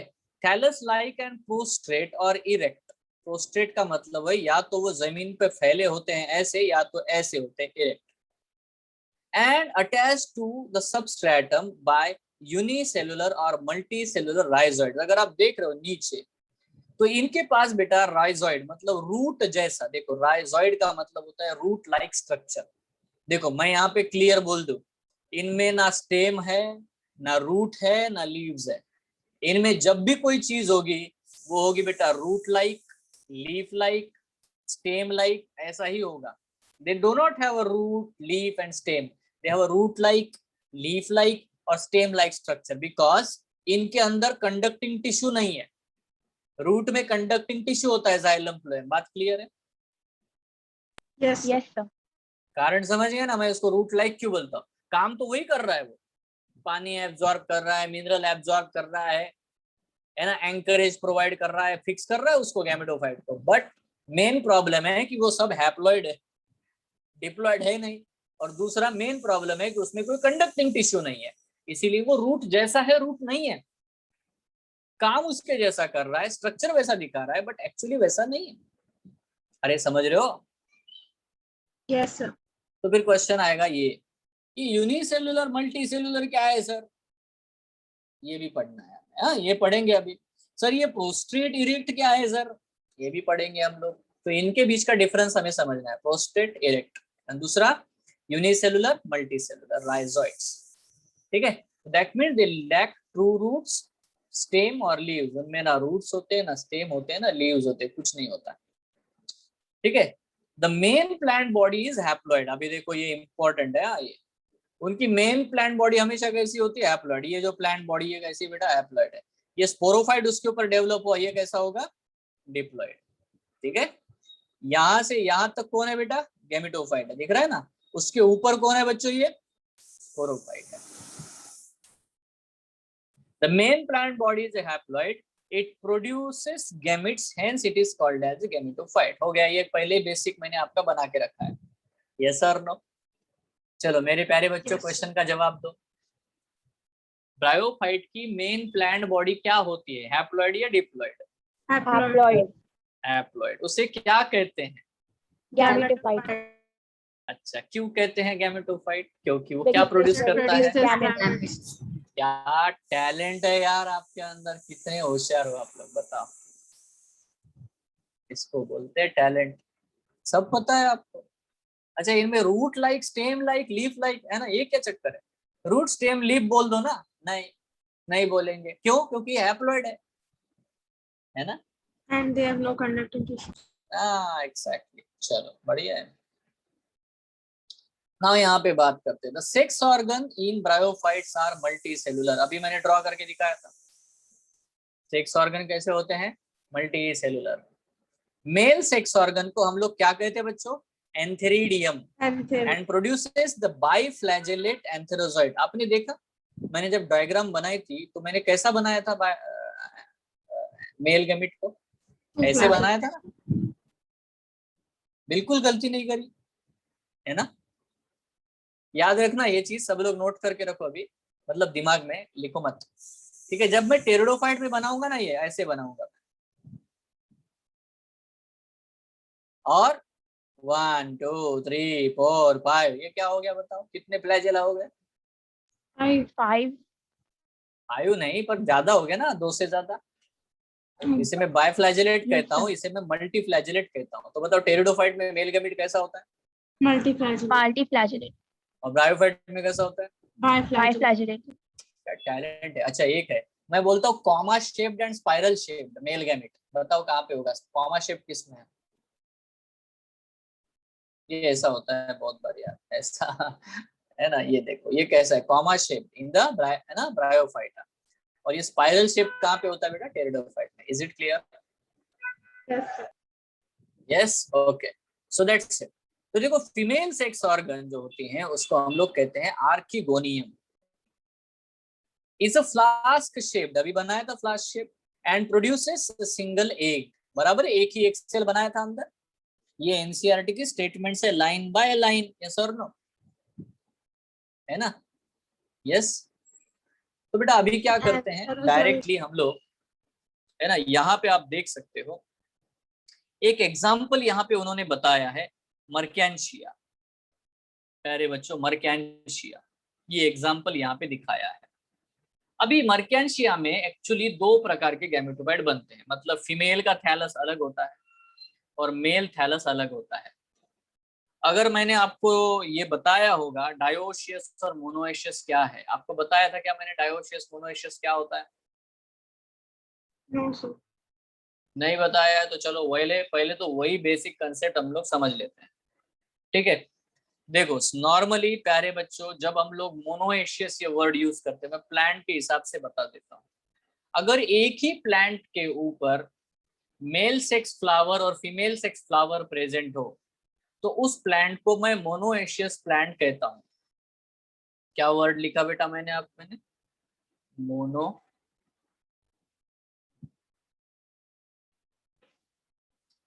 है ना। Male sex organ and female sex organ are present on the same plant, तो उसे मैं क्या कहूंगा, मोनोएशियस। मेल सेक्स ऑर्गन और both the sex organs are present on the same plant, it is called as the monoecious plant. Now if I will write down this word, that is what the dioecious.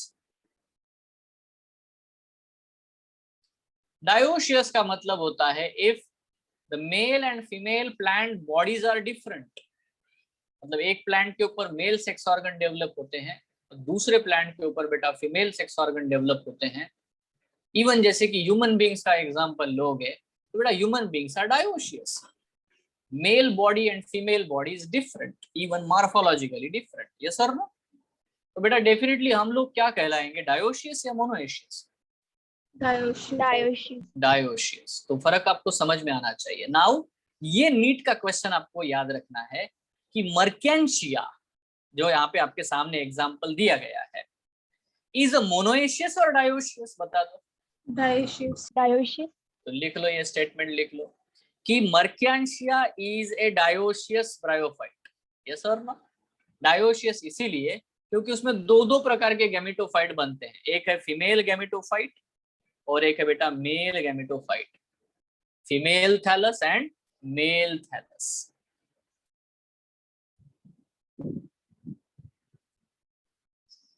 एक sample example दिया है ना। Don't worry, अभी तो introductory है, अगले class में जैसे आज एल्गी का हुआ है वैसे नेक्स्ट क्लास बेटा ब्रायोफाइट का भी आपको, है ना, क्वेश्चन पूछ के ये करके, है ना, कॉन्फिडेंस बूस्ट करा देंगे। बाकी भूलने का काम आपका ही है, आपको ही भूलना है ना ये सब, कौन भूलेगा? Who will forget? You. So that you will revise it and again revise it and again revise it, but you don't, है ना, let it go. Yes or no? So देखो बेस्ट चीज ये है, फीमेल थैलस और mail thallus, ये जो दो चीजें हैं इनको मैं बोल रहा हूँ यार, ये दो फीमेल गैमेटोफाइट और मेल के अलग अलग बॉडीज है। मेल सेक्स ऑर्गन अलग प्लांट बॉडी पे आते हैं, फीमेल सेक्स ऑर्गन अलग प्लांट बॉडी पे आते हैं, दोनों ही एक दूसरे के पास पास में ही सिचुएटेड होते हैं, क्योंकि पानी में मेल गैमेट को डालना है और वो तैर करके जाएंगे, यस और नो। तो इनमें इनको अगर आप देखोगे ना तो ये जो है ना, ये थैलस है ग्रीन, ना स्टेम है ना रूट है, कुछ नहीं, इसमें राइजोइड नीचे दिखाया जा रहा है, मैं ये सब समझाऊंगा। इनके ऊपर गैमेटोफाइट के ऊपर बेटा आर्किगोनियोफोर, मतलब फोर का मतलब होता है ब्रांच, फोर का मतलब होता है ब्रांच, फोर का मतलब होता है ब्रांच, PHORE, फोर का मतलब होता है ब्रांच, एक ब्रांच डेवलप हुई है और उस ब्रांच के ऊपर बहुत सारे आर्किगोनिया है, इसीलिए इसको मैंने क्या कहा, आर्किगोनियोफोर, करेक्ट है क्या? A branch having archegonia, correct है? वैसा ही बेटा इधर भी देख लो, इधर भी देखो, यहाँ पे आया फोर, फोर मतलब ब्रांच, है ना, और इन ब्रांच के ऊपर बेटा है एंथ्रेडियम, इसीलिए इसको मैं क्या बोलता हूँ, एंथ्रेडियोफोर, मतलब फीमेल थैलस के ऊपर आर्किगोनियोफोर डेवलप होते हैं, मेल थैलस के ऊपर एंथ्रेडियोफोर डेवलप होते हैं, यस यस और नो। इंट्रोडक्टरी है, डोंट वरी, यस है ना। अच्छा क्वेश्चन, नीट का क्वेश्चन है, नीट का क्वेश्चन है, मर्केंशिया में क्या कंडीशन होगी, डायोशियस या मोनोएशियस? बोलो। डायोशियस। Dioecious. बहुत बढ़िया यार, बहुत ही बढ़िया। अच्छा अगर सपोज नीट वालों ने आपको ये दो डायग्राम दे दिए दोनों, क्या आप पहचान पाओगे इसमें से कौन आर्किगोनियोफोर वाला है और कौन एंथ्रेडियोफोर वाला है? Yes yes sir. कैसे पहचानोगे? हाउ यू विल, बिकॉज दोनों डायग्राम एक साइड बनाई है जैसे कि वैसे सेम टू सेम। सर वो जो उनका आर्किगेनोफोर और एंथ्रेडियोफोर का थोड़ा डिफरेंस है हाँ वो मॉर्फोलॉजी। देख रहे हो कैसा, ऐसा लगता है कि गंदे फेस वाला है आर्किगोनियोफोर, नहा के नहीं आया है, नहीं लग रहा है? Males are always like that only, है, ज्यादा केयर नहीं करते हो, but female they take care, makeup and all, है ना। सो इफ यू सी इसको देखो बराबर थोड़ा सिस्टमेटिक दिखता है, आर्किगोनियोफोर प्रॉपर डिजाइन में वेवी अच्छा अच्छा बनाया है रंगोली कार्यक्रम। ये देखो ऐसा लगता है उसी रंगोली को किसी ने है ना पैर से कुचल दिया था। ये देखो ये चीज आपको समझ रहे हो, इसको याद रखो, बस ये याद रखने के लिए बोल रहा हूँ, है ना, don't get offended. See this is very simple, yes, है ना। अब ज्यादा डिटेल जाओगे तो यहाँ पे आपको दिखाई दे रहा है बेटा आर्किगोनियम विद द एग, यहाँ पे एग दिखाई दे रहे हैं फनेल शेप, और एंथ्रिडियम विद द स्पर्म यहाँ पे दिखाया जा रहा है, तो ये ज्यादा डिटेल हो जाता है, ठीक है। तो मैं इससे भी ज्यादा बताऊंगा थोड़ी देर बाद में, ठीक ना। अच्छा, एंथेरोजॉइड मतलब क्या होता है बेटा, मेल गैमेट, याद रखना। एंथेरोजॉइड मतलब ही मेल गैमेट या स्पर्म, एंथेरोजॉइड मतलब ही मेल गैमेट या तो स्पर्म, एंथेरोजॉइड मतलब ही मेल गैमेट या तो sperm are released to water and meet archegonium, ठीक है। An antherozoid fuses with the egg to form the zygote, हो गया, हैप्लोडिप्लॉन्टिक लाइफ साइकिल, ठीक है। And zygote do not undergo meiosis, मतलब जाइगोटिक मियोसिस नहीं होगा, यहाँ पे एम्ब्रियो बनेगा एम्ब्रायोफाइटा बराबर है। तो जाइगोट में मियोसिस नहीं होगा, जाइगोट माइटोसिस करेगा और एम्ब्रियो बना लेगा, और एम्ब्रियो से स्पोरोफाइट बना लेगा। So zygote do not undergo meiosis, they produce a multicellular body called as a sporophyte. See, zygote से बना एम्ब्रियो, एम्ब्रियो से बना sporophyte. Sporophyte is not free living, इसका मतलब क्या बेटा, पैरासिटिक है वो, but attached to the photosynthetic gametophyte, gametophyte के ऊपर अटैच रहता है, पैरासिटिक है। And derives nourishment from it, parasitic है। Gametophyte is independent, sporophyte is dependent. ये पिक्यूलियर कैरेक्टरिस्टिक है ब्रायोफाइट का, ये ब्रायोफाइट में ही देखने को मिलता है। कितने लोगों को क्लियर है? Yes, sir. पैरासिटिक स्पोरोफाइट है, गैमेटोफाइट इंडिपेंडेंट है, ग्रीन है, खुद का खाना खुद बनाता है, बट स्पोरोफाइट कैसा है बेटा? पैरासिटिक। एग्जैक्टली। मैं आपको एक कहानी बताता हूँ, इस कहानी को बहुत अच्छे से दिल से सुना, थोड़ी इमोशनल कहानी है, ठीक है। ये कहानी आपको बेटा स्कोर करके देगी, कम से कम 4 मार्क दिलवा देगी। एक बहुत ही छोटा बच्चा है, अभी अभी पैदा हुआ है, अभी पहला आवाज निकाला मैं, क्वाउ ऐसा, ठीक है। उसको लोगों ने ऐसे हाथ में लिया, बड़े बड़े गाल ऐसे नीचे गिर रहा है ना, ऐसा हाथ में उठाओ तो सूसू कर देगा, ऐसा एकदम खतरनाक छोटा सा नन्हा सा बच्चा। उसको उसके फादर ने हाथ में उठाया ऐसे, फादर, बड़ा कितना कितना अच्छा सीन होगा ना ये, है ना।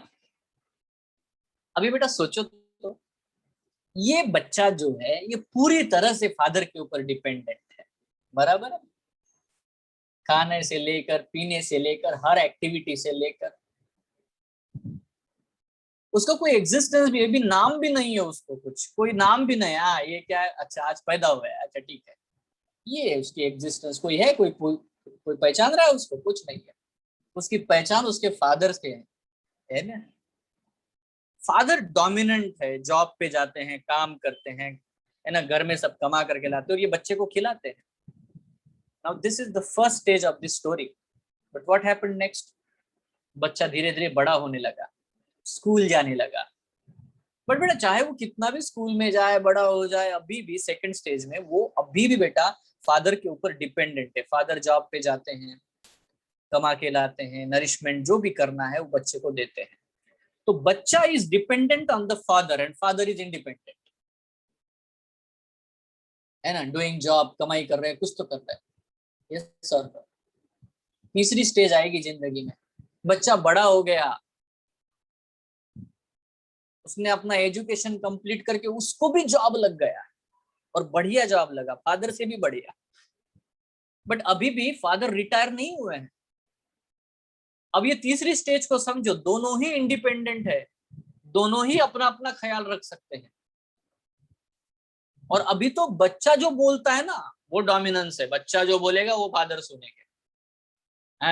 आपको कुछ समझ में नहीं आता, आइए ग्रीन बटन दबानी, इससे फोन लगता है। उनको समझ नहीं आता।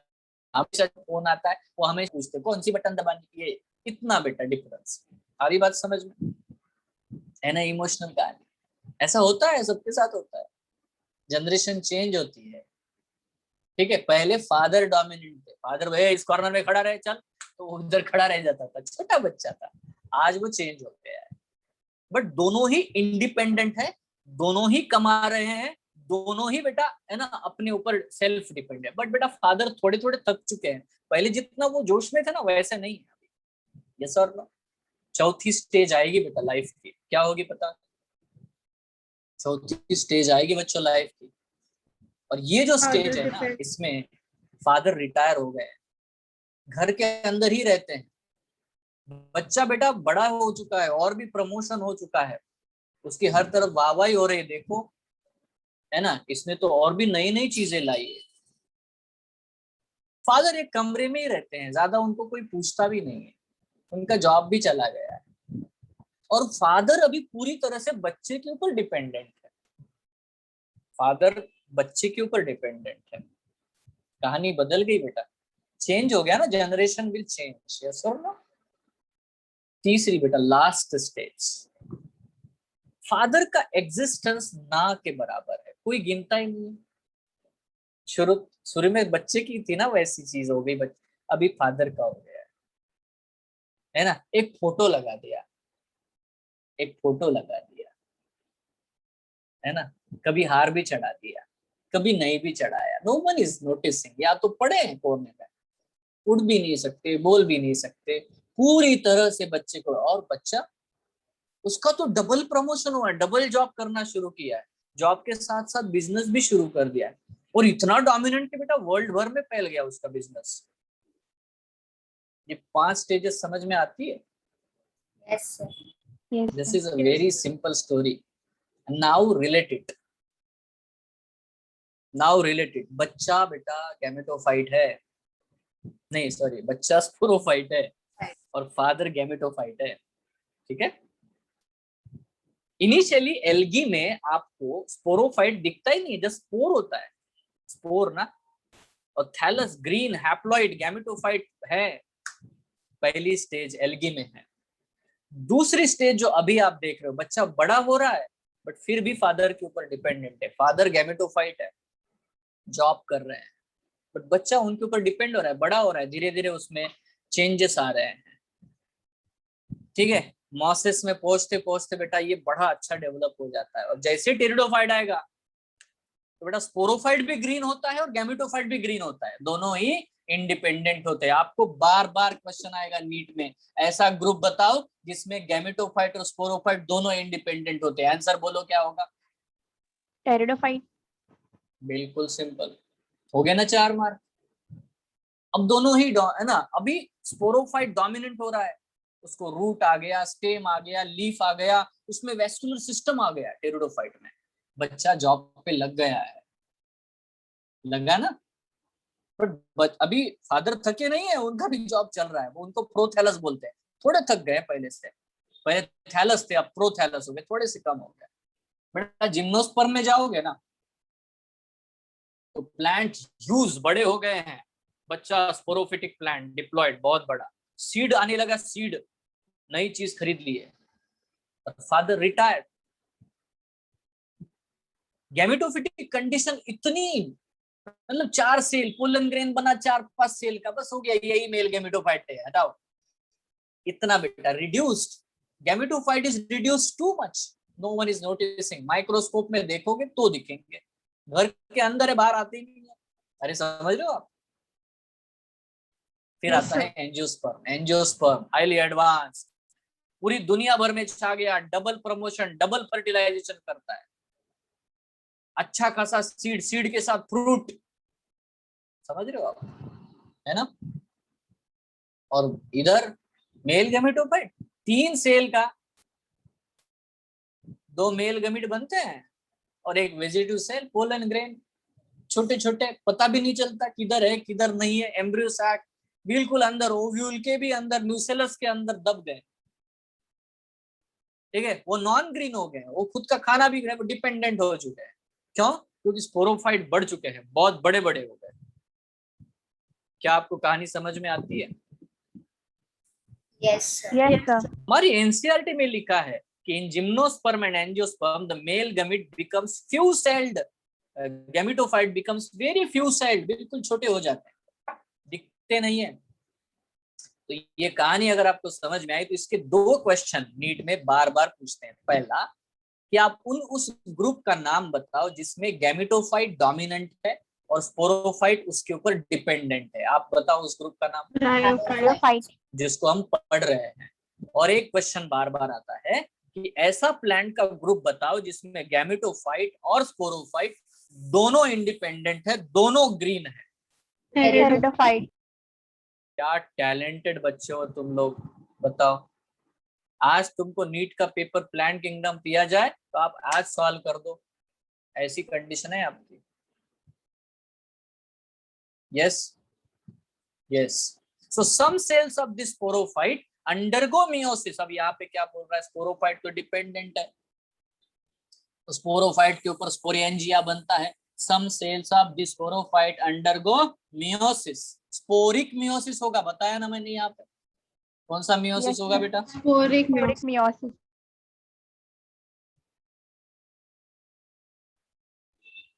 Some cells of the sporophyte undergoes meiosis to produce haploid spores. बन गया haploid spores।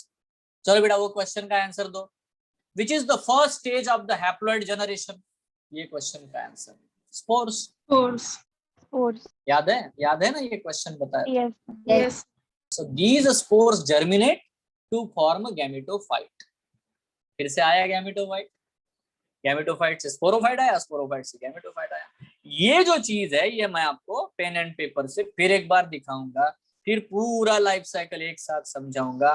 बट अभी हम लोग सादी सादी बातों को देखते हैं यहाँ पे, ठीक है। ब्रायोफाइट अभी शुरू हुआ है, खत्म नहीं, ये बात याद रखो।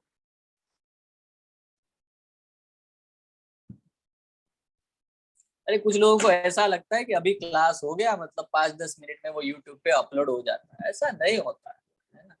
इट नीड्स टाइम, लेकिन पेशेंस। जितना ज्यादा स्पीड बढ़ रही है इंटरनेट की, उतनी स्पीड है ना, उतना पेशेंस कम हो रहा है ना। आपने कभी कुछ डाउनलोड करने की कोशिश की है 2G स्पीड पे? करके देखो, इरिटेट हो जाओगे, क्योंकि आपको आदत कैसी, अरे फट से हो जाए, 1 सेकंड में तुरंत डाउनलोड हो जाए। So that is what the point है ना। देखो इंपॉर्टेंस क्या है ब्रायोफाइट का, आपकी एनसीईआरटी अगर आपको मिले तो आप उसमें ये स्टेटमेंट अच्छे से अंडरलाइन करना ब्रायोफाइट की, the bryophytes are of the great ecological importance but very less economic importance। Word क्या है देखो, इकोलॉजिकल एंड इकोनॉमिकल। अभी इकोलॉजिकल मतलब होता है एनवायरनमेंट से रिलेटेड है, क्या फायदा है दूसरे ऑर्गेनिज्म को, या है ना, इसका इकोलॉजिकल जो है वो क्या रोल है। इकोनॉमिकल मतलब इंसान को क्या बेनिफिट है, आर्थिक, ठीक है। तो हमारी एनसीईआरटी बिल्कुल साफ लिखती है और ये ट्रू भी है कि ब्रायोफाइट्स का इकोलॉजिकल रोल बहुत इंपॉर्टेंट है, बहुत ज्यादा वो महत्वपूर्ण है, बट इकोनॉमिकली उतने वो हमारे लिए कमर्शियली उतने कुछ बेनिफिशियल नहीं है। Is it clear? ठीक है, तो more ecological but less economical importance. Clear है? सो नाउ यहाँ पे चलो देख लेते हैं। सम मॉसेस मतलब जो ब्रायोफाइट होते हैं, mosses provide food for the herbaceous mammals, birds and etcetera. ये कौन सा इंपॉर्टेंस हो गया बेटा, इकोलॉजिकल या इकोनॉमिक? बताओ। इकोलॉजिकल है ना। तो कुछ मॉसेस जो होते हैं उनको, जैसे ये स्पैग्नम है, ये मॉस है ना। तो इनको बेटा हम लोग क्या करते हैं, डेफिनेटली बेटा है ना, वो बर्ड्स खाते हैं, मैमल्स खाते हैं, तो they are used for the what we can say as a producers, है ना, then food chain. Then species of the Sphagnum, ये जो है प्रोवाइड पिट। पिट क्या होता है, जैसे हमारे तरफ कोल मिलता है, कोल हम लोग क्या करते हैं, we use as a fuel ना, है कि नहीं। हम कोल को यूज करते हैं क्योंकि हमारे तरफ हाइड्रोकार्बन के वो कोल वाले स्टोर हैं।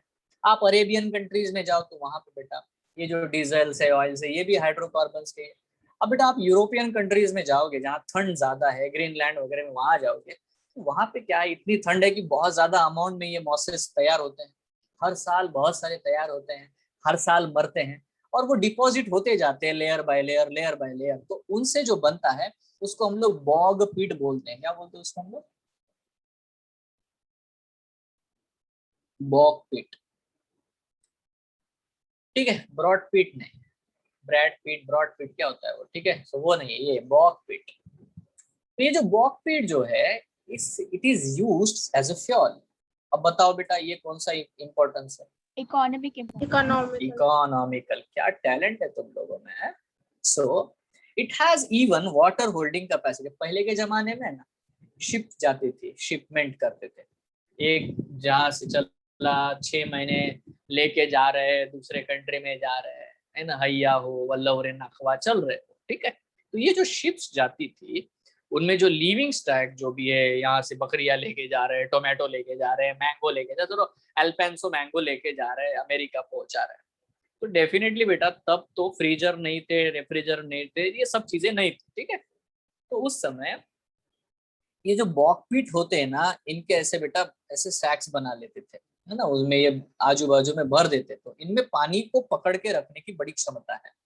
सो due to their water holding capacity, है ना, used as a packing material for the transshipment of the living material. ठीक है, तो जो भी लिविंग स्टॉक है उसके ट्रांसशिपमेंट के लिए इसको यूज किया जाए। और ये क्वेश्चन नीट में आया था। कैसे आया था क्वेश्चन, मैं बताता हूँ। क्वेश्चन ये है कि why the bauxite is used for the transshipment of the living stock, ऐसा क्वेश्चन। आंसर क्या देना था? Because it has great water holding capacity, इतना ही जवाब देना था। क्वेश्चन समझ में आया?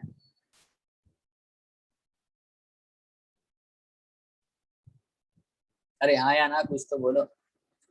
Yes sir. ठीक है, तो डेफिनेटली क्योंकि उसमें वाटर होल्डिंग, देखो आप लोग अभी मार्केट में जाओगे, कभी सब्जी वब्जी खरीदने जाओगे तो वो लोग क्या करते हैं, सब्जी वाला ऐसे पानी छिड़कता रहता है ना, फ्रेश फ्रेश फ्रेश, है कि नहीं? पानी छिड़केगा तो फ्रेश लगेगा। हाँ, तो देख लेना। तो जो थोड़ी सी चीज होती है, थोड़ा सा अगर सराउंडिंग में वाटर की जो होल्ड करके रखे, है ना, थोड़ा ठंडा रहेगा तो उतनी जल्दी स्पॉइल नहीं होगा। इसीलिए बेटा वो लिविंग मटेरियल को, है ना, ऐसे, है ना, ऐसे बैग बना करके आजू बाजू में इसको रख करके, है ना, लेके जाते थे। दैट्स इट, यही आपको क्वेश्चन पूछा जाएगा। Now they are ecologically important because, अब ये सबसे भयंकर रोल है। अब their role in plant succession on the bare rock soils. अब ये बहुत अच्छे से समझना है। देखो हमको लगता है कि कहीं पे भी जो जमीन होती है, रॉक सरफेस है, क्या वहां पे जंगल बन सकता है? तो आंसर है यस। बट ऐसा है कि वहां पे तो फर्टाइल सॉइल है नहीं। तो बेटा जहां पे भी रॉक सरफेसेस होते हैं ना, पहले वहां पे ग्रो होते हैं लाइकेन। अब ये लाइकेन फंगस का और एल्गी का एसोसिएशन है। जब ये लाइकेन वहां पे ग्रो होते हैं तो फंगस में ये बड़ी कैपेसिटी होती है कि वो रॉक्स को, है ना, केमिकली एंजाइम डाल डाल के उसको बेटा उसका वेदरिंग कराना शुरू करता है धीरे से। तो जहां पे कुछ भी सॉइल नहीं है वहां पे एक सिंगल थोड़ी पतली पतली सॉइल की लाइन आ जाती है ना, आफ्टर 1000 ईयर्स। ये कोई एक दिन वाला काम नहीं है, ठीक है। तो इसीलिए लाइकेन्स को हम लोग पायोनियर स्पीसीज कहते हैं। बट लाइकेन जब भी थोड़ा बहुत भी वहां पे सॉइल जैसी चीज बना देते हैं, वहां मॉसेस जो है along with the lichens decompose rocks making the substrate suitable for the growth of the higher plants। इसीलिए इन दोनों को ही हम लोग, ठीक है, प्राइमरी पायोनियर स्पीसीज बोलते हैं। क्या बोलते हैं हम लोग इनको? पायोनियर स्पीसीज बोलते हैं, पायोनियर स्पीसीज। क्यों? क्योंकि जहां पे भी जंगल बनाना हो, जहां मिट्टी बनानी हो, है ना, जहां पे बेटा वेजिटेशन की शुरुआत करनी हो, यह पहले बार वहां पहुंच जाते हैं, ठीक है। यही काम शुरू करेंगे ये बेटा लीडर लोग हैं, पहले इन ये करेंगे, बाद में सब उनको फॉलो करेंगे, बाद बड़े बड़े प्लांट फिर वहां पे आ जाएंगे धीरे धीरे। जैसे जैसे सॉइल की परत बढ़ेगी, है ना, वैसे वैसे बेटा बाकी के भी छोटे पौधे, फिर बड़े पौधे और एकदम बड़े, इस तरह से जंगल खड़ा हो जाएगा एक दिन आफ्टर 10,000 ईयर्स। ठीक है, it needs longer duration but it happens. इसको बोलते बेटा हम लोग सक्सेशन। क्या बोलते हैं इसको हम लोग बेटा?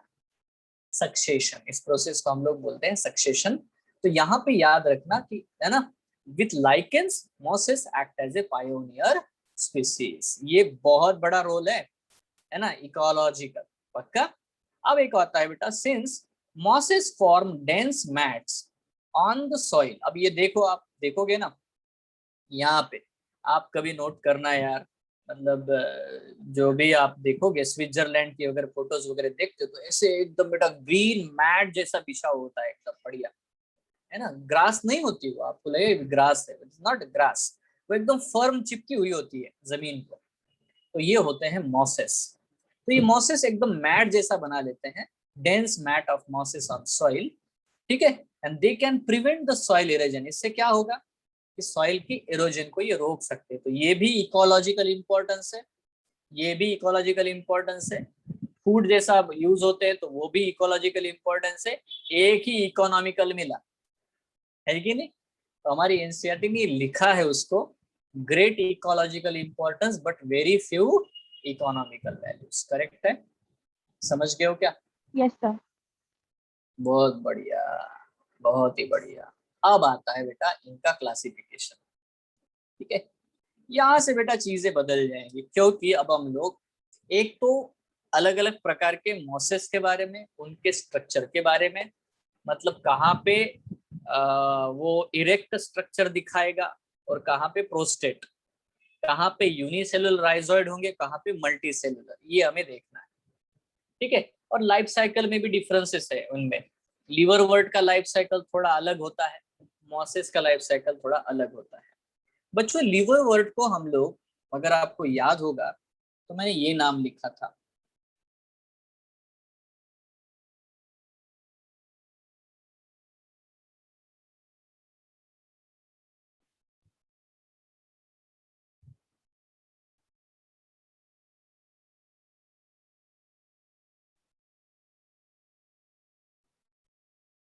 प्यारे बच्चों नाम पढ़ो,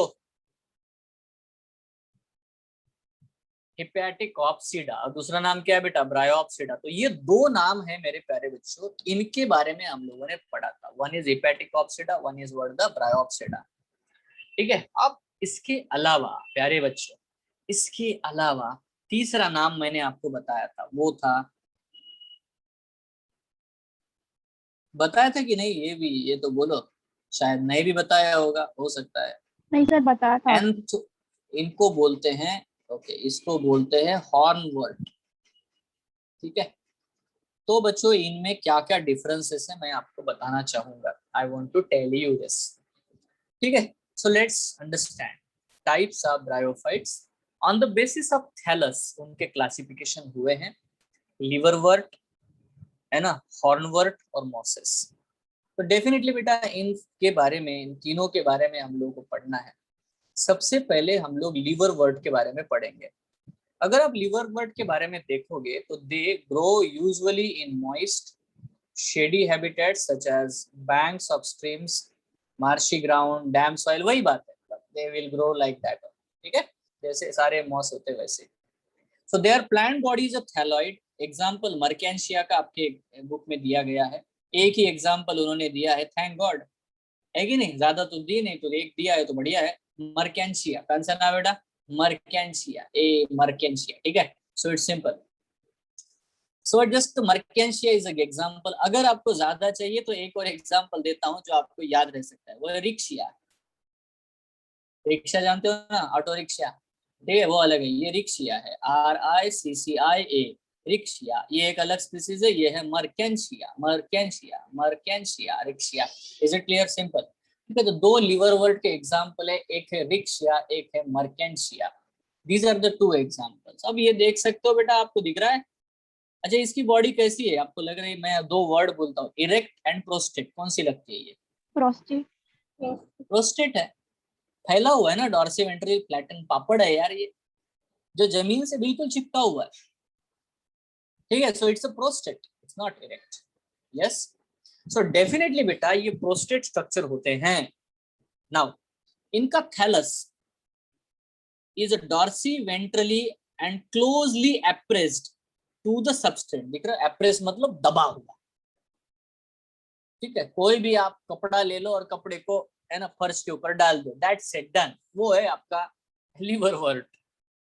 यस, क्या है, कपड़ा प्रोस्टेट है, प्रेस कर दो उसको, जमीन से चिपका दो, बस हो गया।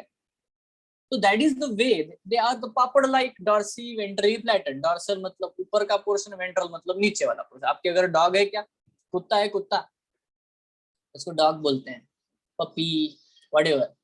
अगर आपके घर में डॉग नहीं है तब भी आप सोचो, आपके घर में लायन होगा, टाइगर होगा, जो भी आप उसको डोमेस्टिकेशन करना चाहते हो, अगर बेटा आपने किसी भी लायन को, टाइगर को, डॉग को उसके गले के नीचे ऐसे हाथ लगाओगे ना, ऐसे ऐसे ओलो ओलो ओलो ओलो, तो बेटा वो आपको है ना एकदम वो है और बोलेगा और एक बार वो आपके पीछे लग जाएगा। हैव यू सीन दिस और नॉट?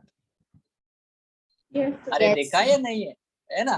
तो ये जो चीज होती है, आप है ना उसको सर के ऊपर हाथ लगा रहे हो, पीठ के ऊपर हाथ फिर रहे हो। If you are touching his back, it is the dorsal side, ठीक है। और अगर आप उसके गले से नीचे मतलब एब्डोमिनल के ऊपर बेटा अगर आप टच कर रहे हो, that is the ventral side. तो बेटा निचला सतह, the lower side is the ventral and the above side is the dorsal, ठीक है। तो ये जो है डॉर्सी वेंट्रली फ्लैट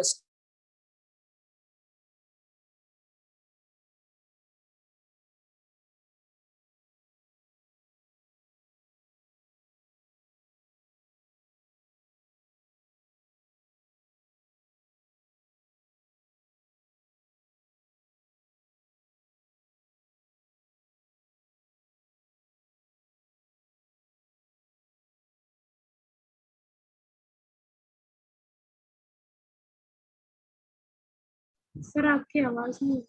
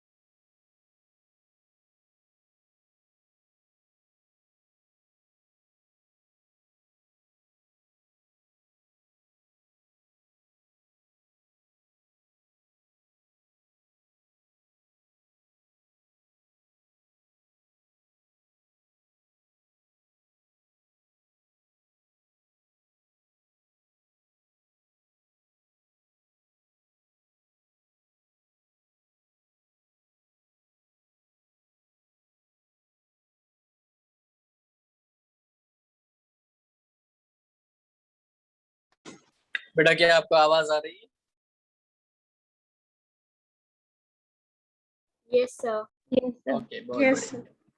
तो प्यारे बच्चों, अब यहाँ पे सिंपल बात पे आते हैं। देखो, हम लोग ब्रायोफाइट के बारे में पढ़ने वाले हैं, ठीक है। और ब्रायोफाइट में लिवरवर्ट, हॉर्नवर्ट और प्यारे बच्चों मॉसेस, इनके स्ट्रक्चर्स में क्या डिफरेंस है और इनकी लाइफ साइकिल क्या होगी, ये दो ही पॉइंट बचे हुए हैं। और इनके कुछ एग्जाम्पल है, वो हमें है ना। अभी जैसे देखो, मैं लिवरवर्ट का एक एग्जाम्पल अगर आपसे पूछूं तो आप बता सकते हो कौन सा है बेटा वो? लिवरवर्ट का एक example Mertensia. Marchantia, that you can tell. और आपको ये भी पता है मर्केंशिया मोनोइशियस होता है कि डायोशियस होता है? डायशियस। Dioecious. बढ़िया है। अब जो भी बाकी चीजें हैं, मतलब इसका लाइफ साइकिल, मर्केंशिया का लाइफ साइकिल और बेटा मॉसेस का, वो कैसे डिफर करता है, इनके स्ट्रक्चर में क्या डिफरेंसेस है, ये हम लोग पढ़ेंगे। But that will learn in our next lecture, ठीक है। क्योंकि एक ही दिन में इतना ज्यादा आप लोग नहीं सहन कर पाओगे, वैसे भी टाइम हो चुका है। सो मेरे प्यारे बच्चों, thank you, have a nice day, enjoy. Thank you, sir. Thank you, sir. Bye, sir. Thank you, sir.